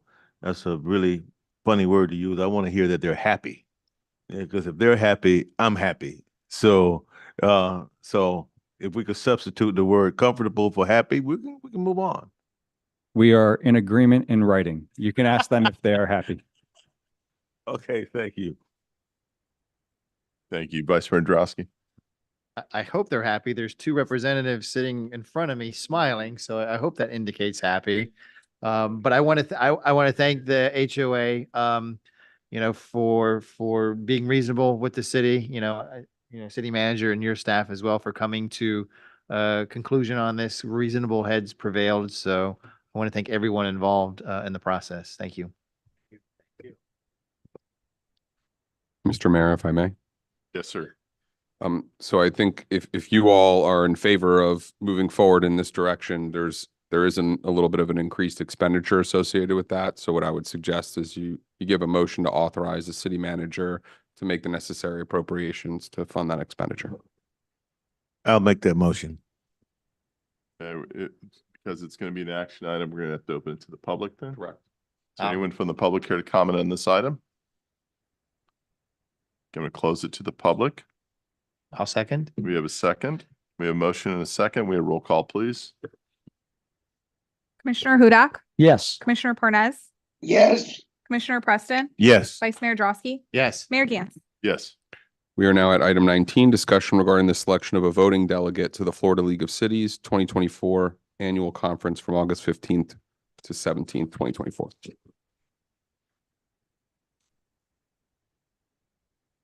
Who do we have currently slated for that? Commissioner Hudak, go ahead. I've been the voting delegate, I think, since I've been elected, so I have no issues with going forward with that. Okay. Anyone have an issue with that? Are you going to attend? Okay, that's probably an important question. Yeah. Okay. So status quo, we don't need to do anything, right? A motion would be good. Anyone from the public care to comment? Sure, Hudak's ability to do this? Close it to the public. I'll make a motion that, Commissioner Hudak be the delegate. I'll second. Second. I don't think you can second, can you? Maybe you can. Well, I think, Okay. Okay, fine. all right, we have a motion, a second. All in favor, say aye. Aye. Aye. Aye. Those opposed? Okay, Okay, you're now at comments by mayor and city commission. okay, let's go with District 1. Thank you, Mr. Mayor. A couple of things. First of all, I'm sure everybody agrees the 4th of July celebration was tremendous. Great job to Parks and Rec. You guys put on a great show. Thank you to BSO for keeping us all safe. It was a tremendous event, and I think everybody had a great time. I would like to know the status of the new survey for the 15th Avenue Bridge. We had a great meeting with the residents, and we came up with an alternative that they want to look at and vote on. It's been a couple of weeks, so I'm not sure how much longer before we get that done. On the 12th, we have an event, this Friday, we have an event called One Deerfield, which is going to be at the middle school. It's going to be a great event. We're going to have live bands. We're going to have food trucks. It's basically where Parks and Rec is going to, reveal all of the programs that we have going on over the summer. So I'm hoping that everybody will make some time to visit with us. And I think at 8 o'clock, they'll also have a movie.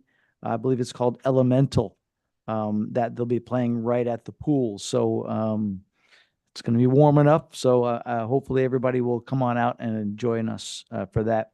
Earlier this week, I was invited to and attended North Broward Hospital's ribbon cutting for their new residence teaching facility area. And it's absolutely gorgeous. North Broward is a tremendous hospital. and they've really, really upped their game. They're a pillar to our community. So I'm really thankful for all the money that they put into that facility. I've met a lot of the physicians that are there and the new physicians that are being taught there. So very excited about all of the upgrades to the hospital. And I just wanted to shout that out. And that's all I have. Thank you. Thank you. District 2? Thank you, Mayor. Sometime back, I asked this commission to consider Community Day, having an event where all of the districts come out and engage to know each other. You could argue in so many ways that we have 4 separate cities, and this was an opportunity to bring everybody together, District 1, 2, 3, and 4, and let us get to know each other as one city. And so this was joined with, what other day was it? Thank you. This was previously Movies in the Park. Okay, so now this One Deerfield concept is the Movies in the Park with the Community Day concept. So I hope everybody comes out and support this so that we can be One Deerfield, a chance for us to know each other, a chance for us to grow as a community, grow as a city. We got so many different, pockets of people that live in Deerfield Beach, and sometimes it can be a thing where we, more than we know each other, in actuality, we tolerate each other, and we want to. It's better if we get to know each other. It's a much better thing if we do that. And so, the 4th of July festivities on the beach was really, really awesome. And before I tell you how great the fireworks was, I'd like to thank BSO. If you were over there, then you know what I mean. There was officers all over the place, and everybody was out there having a great time. Families, everybody waiting for the fireworks. That comes at a cost. And what's the cost? It's all those guys, men and women, that are walking around, checking things, looking at things to keep you safe. And so I can tell you that Chief Hofstein and his crew did an outstanding job. And those are the kinds of things that we take for granted, because who wants to think about cops walking around sweating and when we want to talk about fireworks in the 4th of July and do all those kinds of things, but that's what they were doing. They were watching out for you, and there were no incidents. So I want to thank them for that, because it's a good thing when we can go anywhere in our city and feel safe. So thank you, BSO, for that. The fireworks was actually unbelievable. It is one of the best shows I've ever seen anywhere. It was a great, great show. And I'd like to thank the city manager's office and staff for, putting that together. But there was some concerns about the vendor and the last fireworks show that was taken care of. So I also want to just say to you that it is a good thing if the city of Deerfield Beach becomes a friend of the NFL. You had Devin Singletary, Brandon Powell, and James Pierre do camps out at the field. Those guys all played on the fields. Those guys have one big thing in common, aside from playing in the NFL, and that is they're trying to give back to the community. And let me tell you, the NFL looks at these sort of things of how a city, how they interact with their players. If we become a good friend, who knows what they might do? I'm not saying they would do anything, but I know that there are places where the NFL have sponsored certain things. And I went to the camps, and they were really good. They were packed. There was a lot of kids out there. And these are guys that, absence of an NFL career, who knows what would have happened. But they have a message for all of those kids out there. And it's a good message. And when I went out there to the camps, there were kids from all over. District 1, 2, 3, white kids, black kids, Haitian kids, Asian. It was awesome. We need to support stuff like that. We need to support these guys when they're doing these events in our city. And regretfully, I have to say to my colleagues here that I don't think the Piker Rattlers are going to have a season. And so I'm really hurt by this. It's kind of devastating. But I wanted to tell you so that you know, in case you've heard it, you need to hear it from me because as you well know, I'm an advocate of those, of that program. It touches so many kids. As I said, the guys that I just mentioned, if you hear when at the camp, they all said one thing. They said, I came up through this program and I'm glad that I did. And I don't know what would have happened if I didn't. That's a message.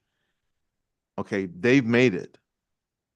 And the Packer Rattlers have served for many years for kids, you know, that just didn't have anything else to do. And it was a strong program. And I'm hoping that we can get it back to be that.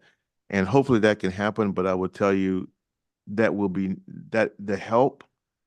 I'm asking my colleagues that I don't know. It's obviously nothing can be done this year, but we need to really think about how we can boost a program that was so successful at one time. And it was a guiding light for kids that had issues.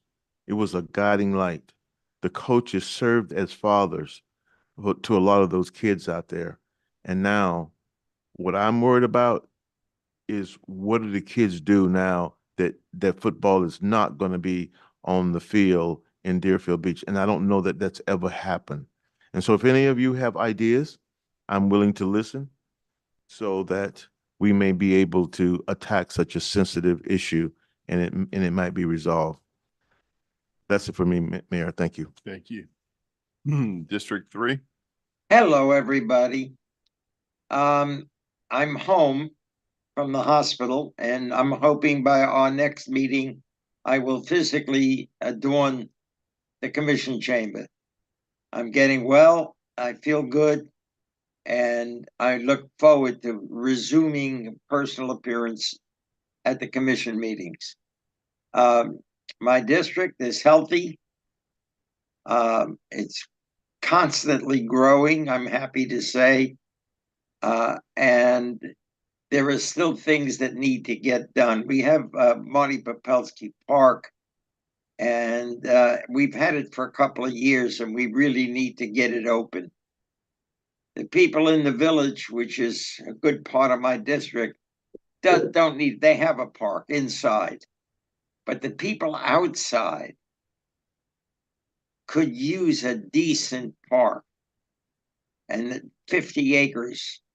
I'm hoping the city manager can work even with a private company to boost it to a point where it can be used by the citizens of the Deerfield Beach.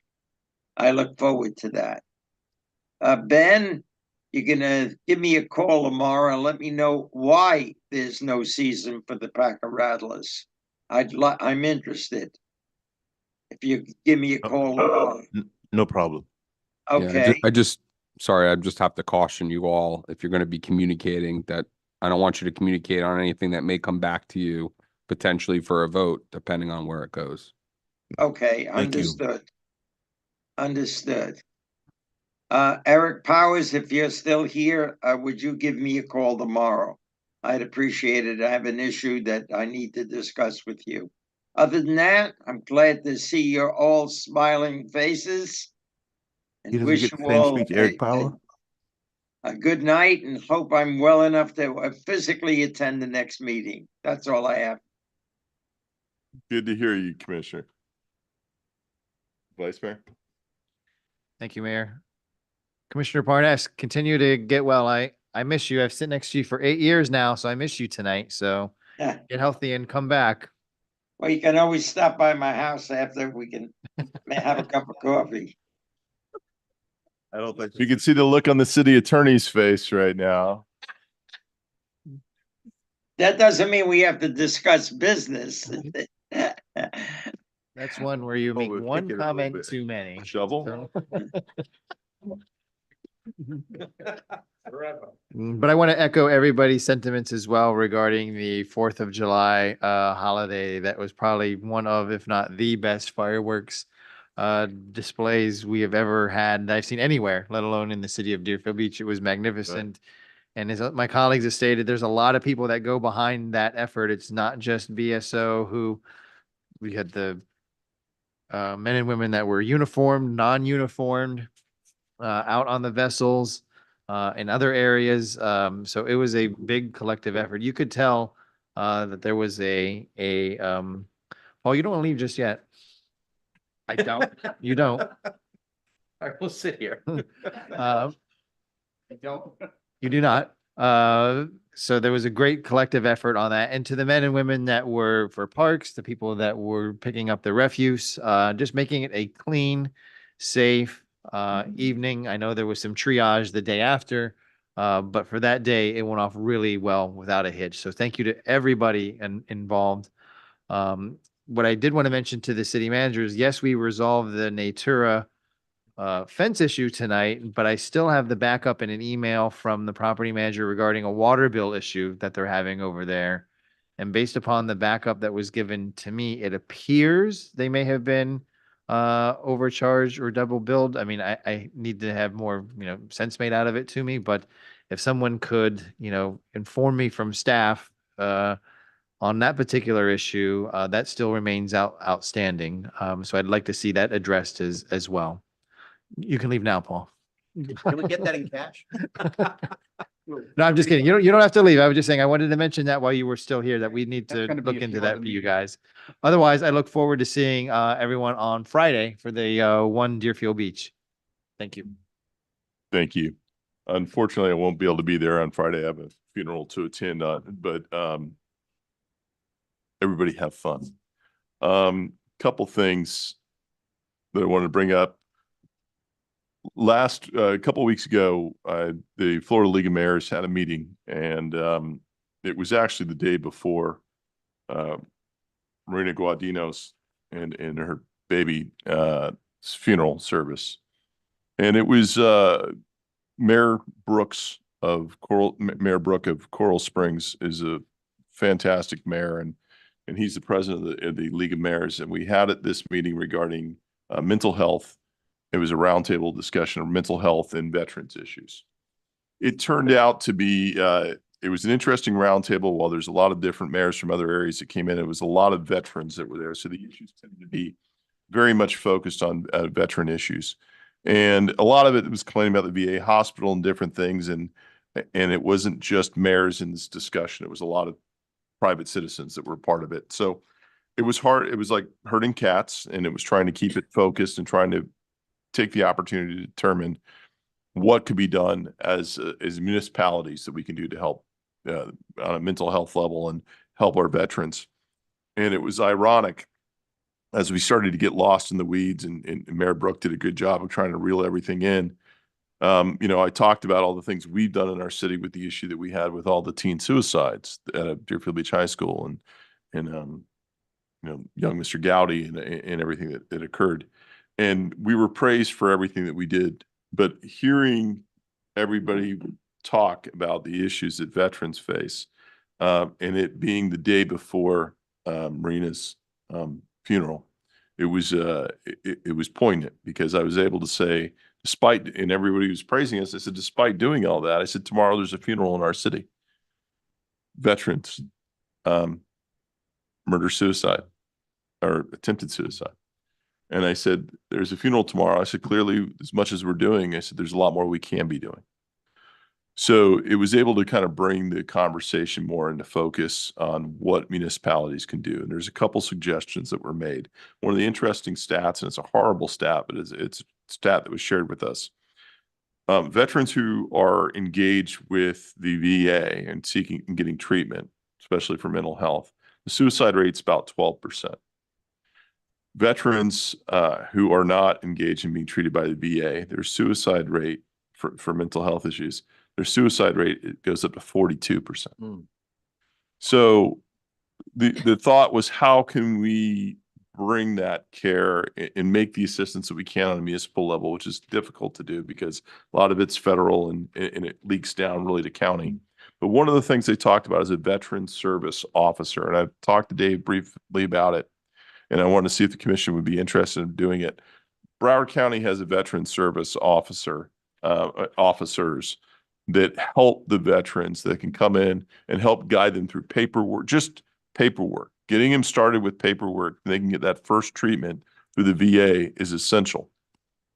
We have a lot of the different veteran groups and organizations near us in Broward County. The closest one is off of Sample. It's in Pompano.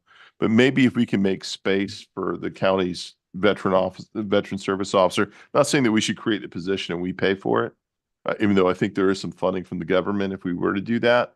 I don't think it's really done on a city level necessarily. I know like Palm City and other ones are doing, but cities are partnering with the county on that level to get those services there. Whatever we can do to get the services closer to our veterans who are residents, I think that's what we need to try to do and look at that.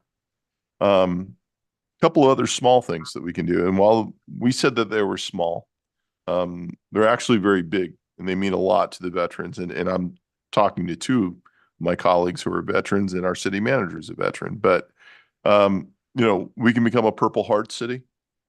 Well, and people say, well, Purple Heart is only for people that are wounded. So maybe or we can become a veteran city. There are 2 designations that you can get.